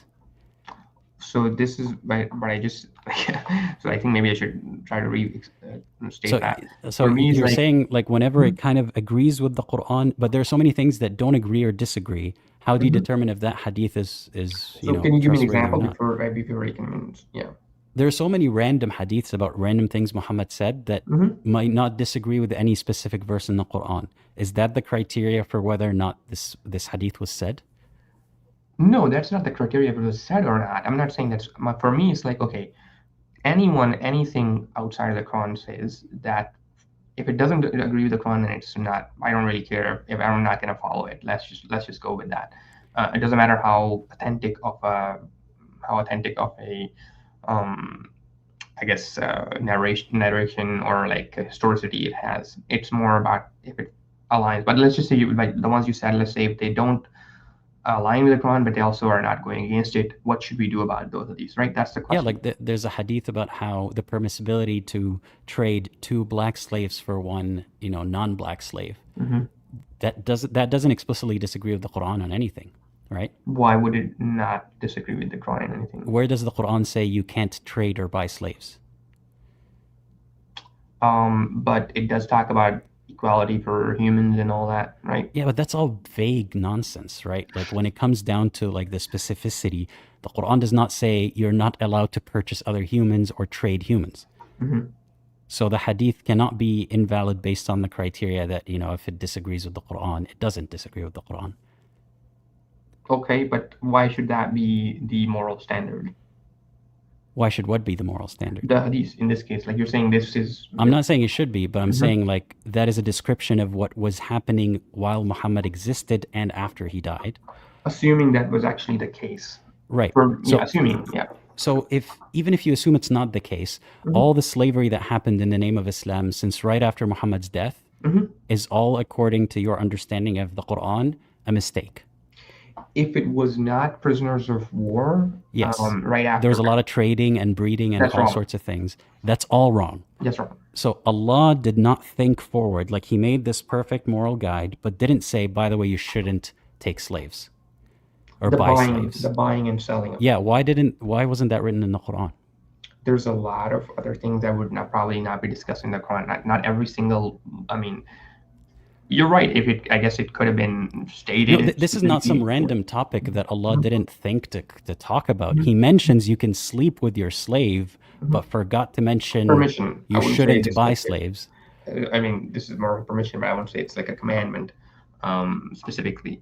Sure, but I find that to be an excuse, to be honest, when Muslims say, well, he doesn't force you or command you to sleep with your slave. He says you can do it. And also, I didn't say that I actually am perfectly, like... you can't say you disagree with it, though, because that's what the Quran says.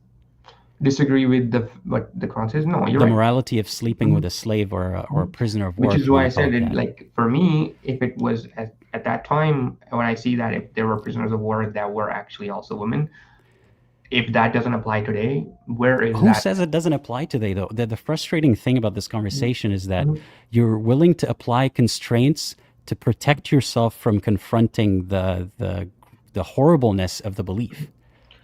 But you see, okay, let's just go with the actual horribleness part of it. How would we come to the conclusion that it's horrible? Let's start with that. So the question is, what is our basis for morality? Yeah, what would be a basis of morality then? Sure. Let's go with the golden rule, for example, which is do unto others what you wish to be done unto yourself. Why? Because we have to start somewhere, right? But we have to be some reasoning for it. The alternative is because God talked to a guy in a cave, right? So our alternative has to be, like, we have to start somewhere. And we can disagree all day about, like, is utilitarianism better than, some other way? Yeah, because the rule that you stated is because based on the Kant's philosophy. But the reason we're even having this discussion about the basis of morality is because you're trying to not admit that slavery and sleeping with your slave or prisoner of war is bad. So instead, we're discussing how do we base good and bad, right? I did not say that, actually. Can you say it is bad then? Can you say sleeping with your slave or prisoner of war is terrible? If we are stating today's times, yes. Yeah. If the situation is not the same, then no. Yes, it's wrong. What is terrible about it today? What would make it terrible today? On what basis? Aside from that, the Quran doesn't allow it. I don't know how you would have women as prisoners of war today. What do you mean? It happens all the time. Even ISIS has done it not too long ago. That's wrong. That's wrong. Okay, so it happens today. Is there a moral, do you have a moral reason for it to not happen?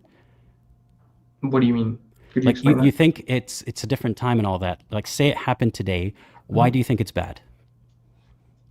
Based on what? I mean, I would have to see what's the situation like. We're talking about any situation, right?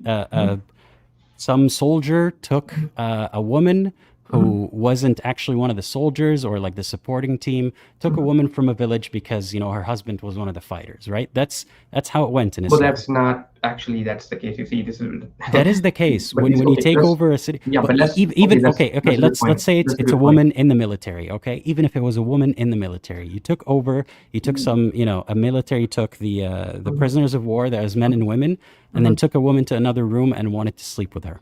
So here's my question then. That we're assuming this conversation only happens if we're assuming the Quran is actually true, and let's just see what it says, right?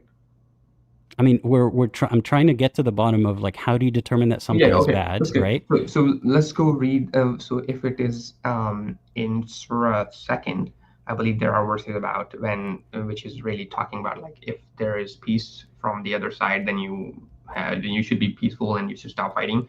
And also there are other verses in, I believe, Surah 4. That's not what I'm saying. No, let me just finish. If what you're speaking is true, then there will be no slaves whatsoever, right? We're talking about, is there any justification today or in the past to do that? No, let me just finish this part, and then Sure. I can talk to you about that. So what it would mean then, if they can't really hurt innocent women or children, or they can't really even, because that is literally what the Quran says in I believe, the 4th surah. So my question would be, how would they even have those slaves? That's a good question for Muhammad and his followers. How could they ever get slaves, right? Are you telling me there's no way Islamically to get slaves? So this is where my question would then be for someone who is actually trying to, I guess, analyze it, would be, first of all, how would there be slaves? So the only possibility would be that there were slaves before I guess, before the Islam started. But you know what? No, you just said you were talking about prisoners of war, not just slaves, right? Okay. So prisoners of war. Okay, let me just, you know what? I think let's just get to the main part, Sure. because I feel like the conversation has gone too much along, and I feel like we're probably gonna go back on this and now. So my question then would be, why should this one factor be the reason to not believe in it? Let's just go to that. No, that's not a good question, because so are you admitting that this is a bad thing that's in the Quran? I'm not saying it's my answer for this would be, it's a hard question for me to answer. I'm not sure. I know it's difficult, but we have to do difficult things, right? You can either say, I can see a place where, you know, sleeping with a prisoner of war is a good thing, or this is a bad rule. I don't understand it. I will just simply say I don't know why or how it was released. I don't understand the context it was at that time. I have no idea. Why isn't that the first thing that you're researching is, why does Islam look like it's... I can't find the context at that time reliably. So you can't find the context reliably, so you assume it must have been for a good reason. Or there must be context that explains it. What is a context that would excuse that's a it? good question. That's a good point that you raised. So let's just go back to that, because I think that was a good thing you just said. That since it doesn't make sense, or there must have been good reason, like you said, right? This is what you just stated. If I'm just You're saying you don't know the context. If you knew the context, right? What would be good context for that? I don't know. Is there any context that would excuse it, is what I'm saying? I have no idea. I don't live in that timeline. I don't know what was going on in 2,000 years ago. I'm living today. Okay, but you don't need to live there, because the position you're taking is, I'm not going to make a judgment on it because I wasn't there and I don't know the context. Meaning there might be context that, had you known, you can make a judgment that this is fair. I have no idea. And I'm saying, let's just, even because of that, because what you just said, you know, it must be good. Like, but I'm just stating what you just stated earlier. I want to get back to that, because you said because it doesn't make sense, then I'm assuming it must have been given for a good reason. That's what you stated, right? That's what I'm understanding from what you're saying. That yes, exactly. Yeah, sure. So that is what my position would be. But the only reason to have that position would be if there is the rest of the Quran and the rest of the moral issues and the rest of the thing that is stated there, if there is a good reason to believe in all of that. So I don't know how many. Wait, are you making a statement, or are you asking? Are you saying if there is? I am making a statement. Is that how many verses are there in the Quran? I don't know. Like maybe more than 6,000, or I don't know how. Let's just whatever the number is. And out of those, if there's like 2 or 3 or 1 that are discussing something that it's difficult for me to answer, why should that be one reason, even if it is not, if it's difficult for me to answer, should be the reason for me to discard the entire thing. And considering what the alternative might be, the alternative for me would have been either to I go accept a different religion, or I don't accept any religion and be an atheist, and then essentially accept nihilism. That's not the only alternative. That is the only But alternative. no, and that's a whole other discussion. But to get to your Mhm. first part of that, Mhm. why should you discard the whole thing just because of one little thing? That little thing, right, would be human trafficking. And if God, like, it just doesn't make sense. So if there's a way to actually prove that Allah is real and He Mhm. legislated human trafficking, that would be a whole other discussion How would we than get to human trafficking to that? Like, how from would we? selling and trading human beings, prisoners. That's not in the Quran. So that's what I'm saying. You know, we have to. That's what happened as a result of Islam enabled by Islam. You can deny it all you want, but it has No, happened. you're right. Okay, if it happened, I'm not denying what has happened in history. You're No. saying God washes his hand from responsibility, right? Because he didn't say do that. You can put your head in the sand and keep saying it's If not God's fault, if but it I literally says. if I teach, let's say, my kid something, and they go do something completely different or weird or whatever, Do you think God explained it enough then when he said you can have what your right hand possesses and sleep with them? Do you think he did a good job? what do you mean by that? Do you think You God mean- couldn't have worded it more clearly so that no one can misunderstand that, oops, he didn't mean slavery? That's what I said. Like I just said, I just because one thing is difficult for me to explain, you're coming back to the same thing, but you're not answering the question that I, or at least the No, claim I'm that saying making is that you're refusing to engage with the one difficult thing. There's more than one difficult thing. But Okay. one difficult thing that if you did engage with it honestly, Mhm. you would realize God couldn't have said that. So what's the alternative then? That God didn't say that. Okay, so then what's the alternative? What should I To what exactly? To like, So what the is the alternative- point of life? No, yeah. Well, the alternative would be then that I stop believing in the Quran and I try to find a different religion, and they would have similar Forget or worse religions. issues then. Forget Okay, religions okay, then. So that's good. No Okay, religions, Okay, we'll yeah. just skip that. Easy. Okay, Yeah. so then the alternative is that I become an atheist, Sure. Or like an atheist again, in the sense that and I have my religions own are man-made, subjective- right? Then I would have to come up with my own subjective morality, moral law. Hopefully one that doesn't allow for human trafficking. Yes. You can come Fine. up with I don't, Yeah. I personally, I I would don't have to. believe I don't think you are okay with human trafficking, right? I know that. Yes, yeah. And you're not doing that based on, because the Quran didn't say explicitly don't traffic humans. You have your own Sure. reasons, right? Sure.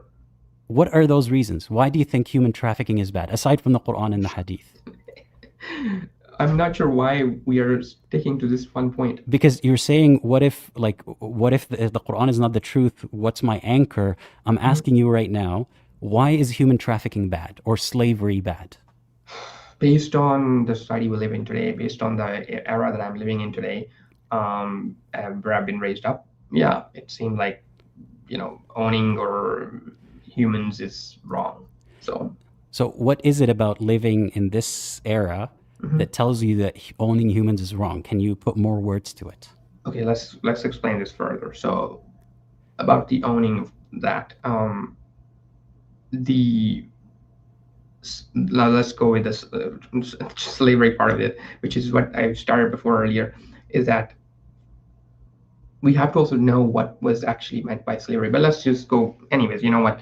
We don't need to go to that. In terms of the way to treat humans when they are actually being owned, I think that's wrong. Let's just go to that. Yeah. No, forget mistreating them while Mhm. owning them. Mhm. As a concept, why is owning another human being wrong? Even if you treat them nicely. I mean, it's just been told to me it's wrong. Let's just go with that. No, I want you to determine for yourself why it is wrong. Like, sure, your parents, I don't think your parents ever said owning a human is wrong. That's not usually a lesson Yes, that was taught sure. to us. Mhm. So what is it that was taught to you by your parents or your education that makes you determine that owning a human is wrong? I don't know. But if you spend some time to think about it, you realize... You tell me. Why don't you tell me? I can't tell you why you determine that owning a human is wrong. I'm Because- saying I don't know why, but you can tell me what's your reasoning. I could tell you why I don't think owning Yeah, a go human ahead. is right, but Mhm. more important than that, and I will tell you, I'm not evading answering that, but I want to demonstrate to you that you have a way to find morality or determine what is right and wrong, aside from what does Islam say about it, right? So when I ask There you, is, you're right, there is an internal, I guess, reasoning that we have, or internal yes, moralities we have. I agree with that. You're right. would you lose that if you discard the Quran, say, because you were saying without the Quran, what do I have? If you discard the Quran, do you lose that internal mechanism? No, I don't. So You're right. No, we is don't. that an answer like to what would you have without the Quran? No. Why is that not Just sufficient? because of so let's just say I right now have that internal moral compass that is, I don't know if it's good or not. I don't know how to define even good, but let's just say it is good. And 50 other people who have a compass that is wrong. Let's just say in a society that we live in, let's go back to 60s or 50s or whatever. We're talking about a society where people are okay with racism. Let's just say that. And most people their moral compass tells them that this is okay. 50 or 60% or 70% of the people or 80%, 90% of the people, and I'm an odd man out because I don't have that. How would that work? Because if we don't have any separate objective outside of this internal moral compass standard, how would we be able to deal with those kind of situations? So what we've learned through time is, especially now that there's recording of, a lot more recording, there's a higher literacy percentage. Back, hundreds of years ago, most people couldn't read even. Now there's more of a track record and more enforcement of, okay, so we've determined this is the best, legal system so far, we'll keep building on it. In the past, there wasn't that. So it's not that being racist 50 years ago was morally correct. It's that most people were so used to being racist or found ways to legitimize it, right? But they thought that it was correct. Right. So using the same logic, if like people used to own slaves a long time ago, does that mean that Allah has to reveal a book that says, yeah, continue owning slaves, or that he would know the conclusion, which is that slavery and racism are bad? Like, why is Allah constrained to what people thought 1400 years ago? But why would, okay, so do you think that you just said, this slow learning where we made mistakes and we slowly learned, do you think Allah would know that humans do slowly learn and it's okay for them to slowly learn about it? Here's what he can do. Instead of either he could accelerate that process by saying owning a human is bad for these reasons, 1, 2, 3, 4, or he could just not talk on the topic of owning humans.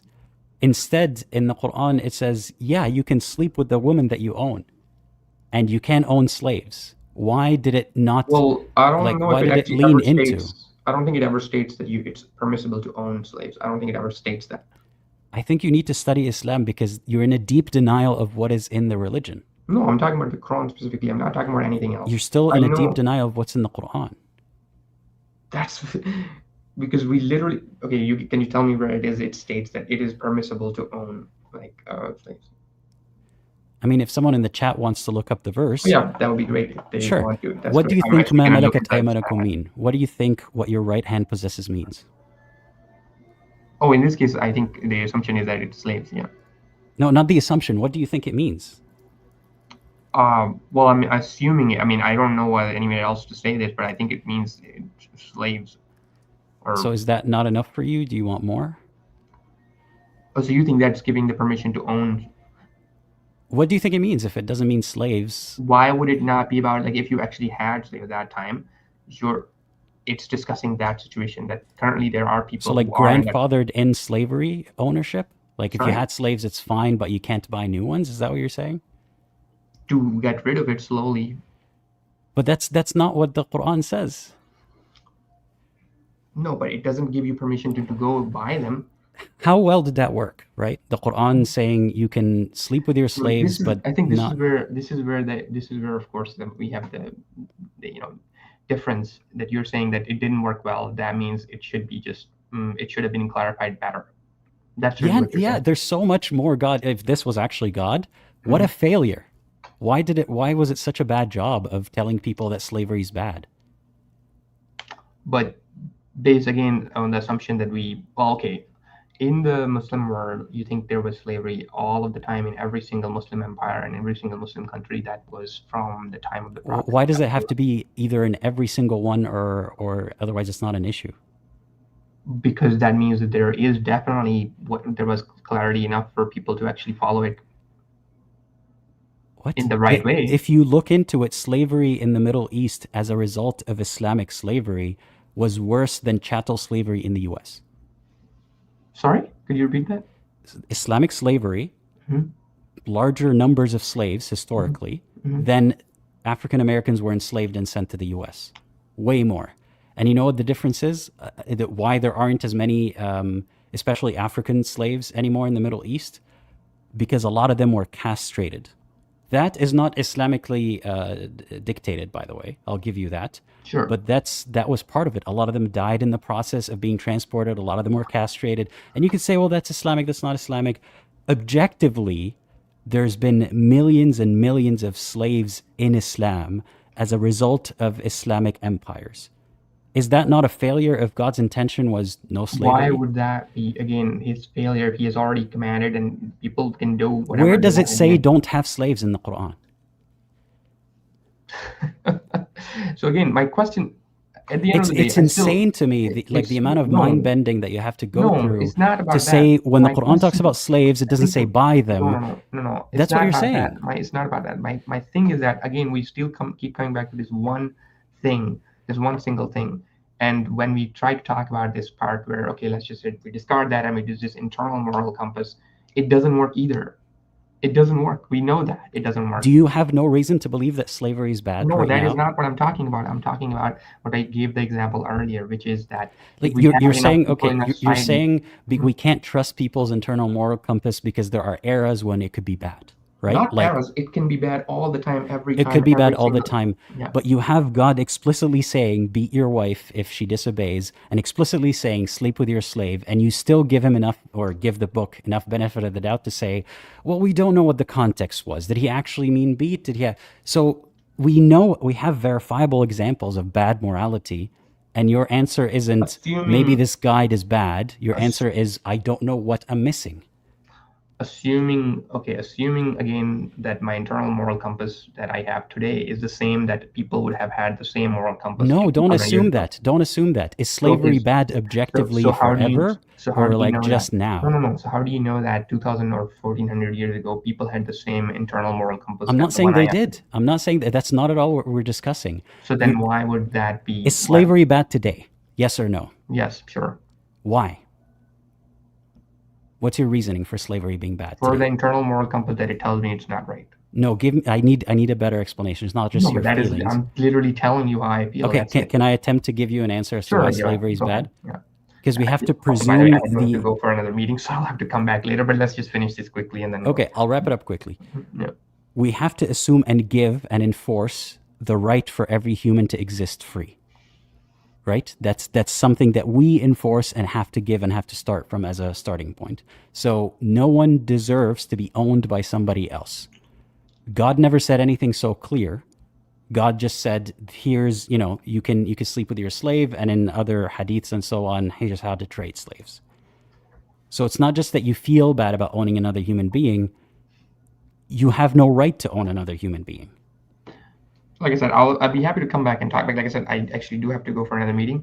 But I'll be happy to discuss it. But like I said, I think at the end of the day, it's going to come down to these one, or even if you want to add two more, but we'll have to discuss them separately. And maybe, I don't know, maybe you can, if you're on the Discover channel, I can probably talk to you there more. It probably would be easier. Well, thanks for giving us your time, and maybe we'll cross paths again. Okay, thank you. I think it'd be easier because I don't have enough more time to actually go over this, but I'll be happy to talk to you more. But thanks a lot for your time. I really appreciate it. I think you're still at the end. I think you're a really nice guy, and I understand the reasoning that you have. I'm not saying that I don't understand it. It's just that I guess we'll have to disagree. And at the end, again, I do understand the reasoning of many people that are also on this channel. So again, I don't have anything against you guys. And that's all. Yeah. So, all right. Have a nice day. Have a nice. I hope everything goes well. All right. Thanks. Bye-bye. Okay, so to wrap up real quick before I take the last caller, The issue here that I was trying to get to the bottom of is when believers say, without religion, I am lost, or without this objective moral compass, how do we determine what is right and wrong? It is a valid question, right? It is scary to think that we are untethered in this world, that we make up what is right and wrong. And 100 years ago, being the wrong, not even 100 years ago, just a few dozen years ago, being the wrong skin color in the wrong area, even to this day, morality is a whole different equation for you. So how can we trust that going forward, we're not going to regress, or that there's a basis for the rules that we're setting today? How do we not be afraid that we might be encouraging immorality by being too tolerant and accepting? These are all valid concerns, but it is unfathomable to me to revert from that, a system where we're open to being wrong, we're trying to do better, and hopefully the next generation will be even better. If it comes out that something I did was deeply immoral, 30 years from now, but was normal today, and I did it not thinking too much about it, doesn't mean I was a terrible person necessarily, but it means I'm glad that society has progressed to evolve our moral compass to be better in the future. So the judgment isn't that everyone who owned a slave back in the day is a terrible person, but objectively, slavery is a bad thing, and an omnipotent, omnipresent, powerful God would see that coming even 1400 years ago. The alternative, unfortunately, is that the religion was written by people who thought the way that people thought 1400 years ago and were wrong about slavery being acceptable or commendable or allowable or anything like that. Yeah, so that's what I was trying to say. It is scary to not have a moral compass, but it's better than starting from an outdated, incorrect moral compass that we have to defend by giving a lot of excuses to, by saying, well, we don't know what the context was. We don't know how they treated their slaves. We don't know what God meant. The way that some believers portray God make him sound incompetent and stupid. God would know better than to half-assedly write, well, you can sleep with your slave, and then say nothing about the permissibility of taking new slaves or buying slaves, so that people can say, well, who knows what Allah really meant? Allah knows what Allah really meant. He should know better. Anyway, I'll take the next caller. Ediness, I hope you're ready, because I'm adding you to the live stream now. Hey, Ediness, can you hear me? Hi, I can hear you. Can you hear me? Yes, I can hear you. How are you doing today? I'm doing good. What about you? Are you I'm good, exhausted thanks. from this 3 A hours? little tired, yeah. Yeah. But, Yeah, I assumed. thanks for waiting so long. Yeah, it's okay. I enjoyed it. It was nice conversations, but I didn't really pay attention in some parts. So yeah, if in our short conversation something repeats, excuse me for not being so attentive the entire time. No, that's okay. Sure. So tell us a bit about you and what you want to talk about today. Well, honestly, I consider myself an ex-Muslim. I've been born in a Muslim family. I attended a Muslim high school, like Islamic high school. So I learned a lot about Islam, and I was a very, very dedicated believer in that part of my life. And at the end of it, ironically, while I was trying to build up my iman, I stumbled upon some questions that made me doubt, and then I tried to rely on God to guide me, since that's what I believed was happening within the religion. But then, as you may assume, you and the chat, nothing happened. I mean, I was in the search of God, and I got cricket sounds from the other side. So I've been working on it for 5 years. It was a difficult journey, but yeah, it was pretty. It was okay. I was studying psychology at that time during my studies, so that kind of helped because I was able to compare different worldviews.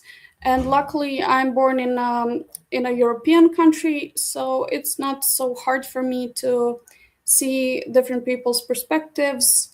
And yeah, it was pretty. It was a hard journey because rug was pulled beneath my feet. with building your entire life based on some claims that you believed to be true, and then coming to the fact that they're not, that they're just claims. And yeah, I'm currently actually I'm planning on writing a little bit of an argument. Actually, I'm just planning on writing my story, probably through 5 stages of grief, because that's kind of how I felt losing God and losing religion. I was honestly very comfortable as a believer. Practicing the faith wasn't hard for me. I found peace within, like, believing that there is such a good powerful, I can't say a being, but like something that helps throughout all of these hard times. And I lost my train of thought. But this year I'm working on writing that argument, that through stages of grief. And I'm working on, I'm a hijabi, by the way, so I'm working on taking off my hijab at the end of the year. I'm kind of preparing my safety nets. I'm preparing the people around me that I'm trying to keep in my life that are still Muslim. Ironically, a lot of my friends and acquaintances are actually going closer to belief, which I understand, because there's a lot of things happening in the world. Adult life is not easy. So people are leaning into what feels comfortable, what feels familiar, and what is the easiest path for them to comfort themselves. So since this is the ending of your live stream, since I'm the last caller, I guess, I would like to give you the opportunity to figure out how do you want to wrap this up. I can answer some questions, or I don't know, if you have anything in mind to make Sure. this as pleasant as possible for the chat. Sure. Well, there is another caller that I might take briefly after our conversation, but don't worry about that. So you mentioned that you're still wearing the hijab. Yeah. Would you like to talk a little bit about that? Sure. I mean, since I said that it's a European country, I mean, taking off my hijab, as you might suppose, is going to be a huge red flag for a lot of people in my life, especially because as a hijabi, I attract that type of people, and I cannot separate the hijab from my personality. And a lot of people that I meet are assuming that I'm a good person because I'm a believer, and so and so. And yeah, I know it's going to be hard for my surroundings. I'm going to try to make it as easy as possible for them. And I'm also going to try to make it as easy as possible for me. That's why I'm writing this thing. And I have a few acquaintances that I'm planning on contacting. I mean, I already contact them in a way to see how they did it, how they took off their hijab. There is no, as you know, as everyone who has grown up in a Muslim family knows, there is no justification in Muslims' eyes. And I'm aware of that. And I know that when it comes to close people, close friends, and some family members, I plan on preparing them by disclosing that the reason I'm going to be taking off my hijab at the end of this year is the fact that I don't find it... I don't simply believe in it. I'm a non-resistant non-believer, as Alex usually calls himself. And I'm gonna explain my journey to them. I'm gonna answer to every possible question they offer, they ask, and yeah, some people are not gonna be. I'm not gonna be explaining my decisions to every single person that asks. And I'm kind of hoping that my acquaintances and my friends are going to recognize with time that the fact that I took off my hijab and the fact that I'm not a believer anymore, for those who do find it out, I hope they're going to, at some point in the future, connect the dots and realize that just because I'm not a believer or as dedicated as I was before. That I'm not a bad person, and they can still have things in common with me. Mm-hmm. So yeah, it's not gonna be easy, but I've been listening to her videos and your advice, and I'm taking it. So we'll see how it all turns out. I also contacted some of my professors, so I'm getting that support as well. And yeah, I don't know if you have any specific question about that. No, Or I wanted to say I'm happy for you that you have gotten to that resolution of wanting to take this step. And of course, I have to remind you to always look out for yourself first, be safe, and also remind yourself that even if you do your best job of trying to explain things to them and trying to soften the blow for them, they still might not take it very well. They still might be very upset.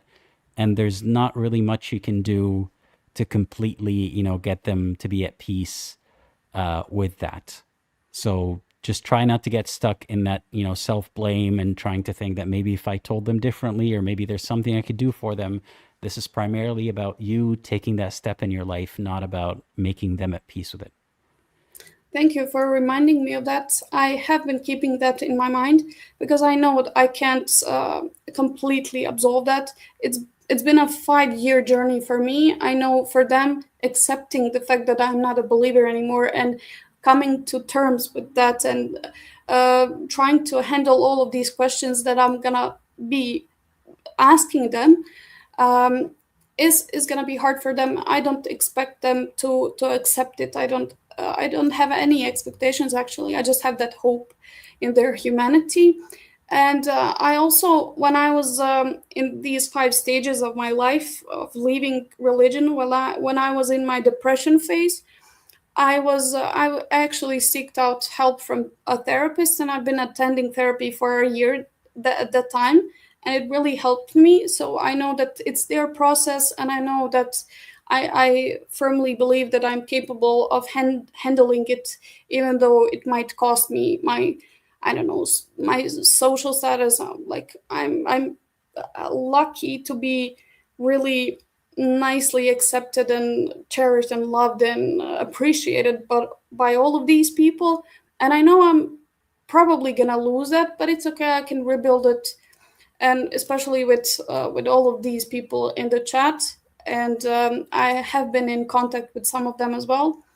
There is other people. If I lose these, there is others, and yeah, everything can be replaced. It's a long life, and also all of those bad things that I might be thinking could happen probably won't happen. And even if they do, I can survive it. And a part of all of this is definitely you and your channel. And I really want to personally thank you. Um, it's really amazing to have you here. I know it's draining. I know it's really hard. I've been dealing with all of these questions about existence of God and religion and all these questions in Islam for like last year. That's when I started to really chew on it and try digest it and dissect it. You've been doing it for so long, and I'm already exhausted. Like I'm already tired, and I am procrastinating writing that argument because it can be so boring and exhausting and repetitive.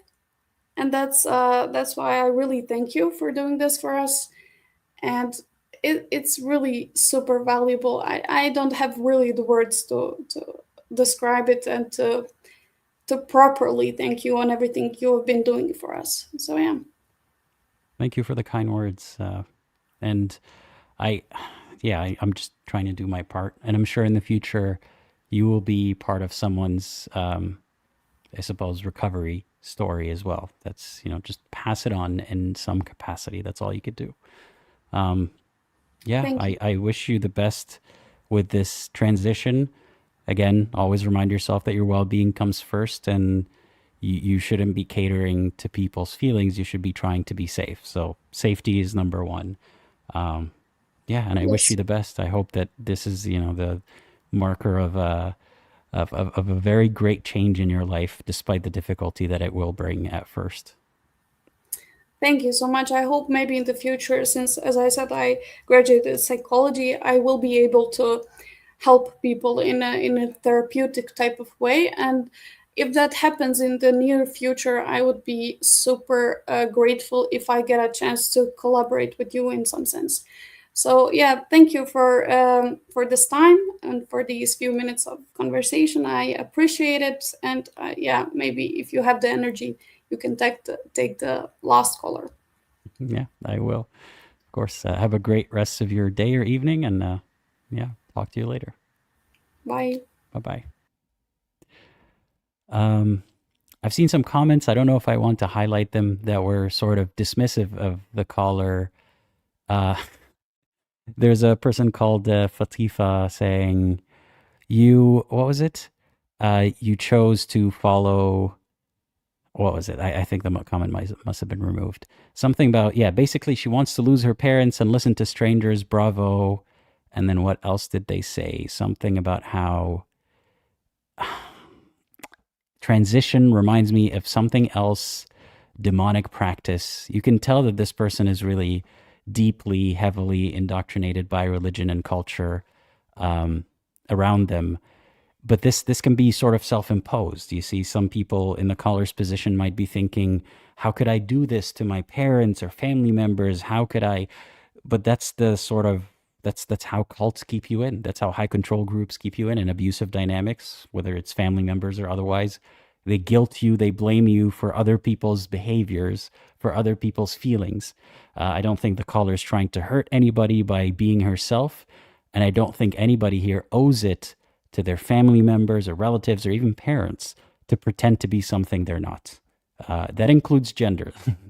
Because I know this commenter is all like talking about transitions like it's some kind of whistle. I didn't bring up transgenderism. I'm just talking about transitioning to this next stage of the caller's life. But, you know, since you brought it up. Anyway, I'll take the last caller, Mustafa. I hope you're ready because I'm adding you to the live stream now. Hi, Mustafa. How's it going? Can you hear me? Your microphone isn't working. Let's hope that you can maybe change the settings, see if that works. Let's try it again. Unfortunately, it doesn't sound like I'm able to hear Mustafa's microphone. No dice. Try changing the settings in the microphone settings. If that doesn't work, then unfortunately we might have to end it here. If you would like to join the next live stream, keep an eye on my Instagram stories, the community tab, the posts on YouTube, because I will be posting again a few days in advance, hopefully telling people when the next live stream is going to be. And try to join ahead of time just to get in the queue and get verified and be one of the callers if the time allows for it. And yeah, don't forget to like the video. Mustafa is not here, unfortunately. Well, we tried. What else would you guys like me to, live stream about? Let me know. What should the themes be for the next live stream? Let me know in the comments below. And thank you everybody for being here, for your support, for being part of this channel, for listening, for giving me your attention. And thank you to all the YouTube members, donors, Discord server members, and everyone who supported me along the way. I could not do this without you. And as always, think critically and think for yourself and consider watching one of these videos next. Bye-bye.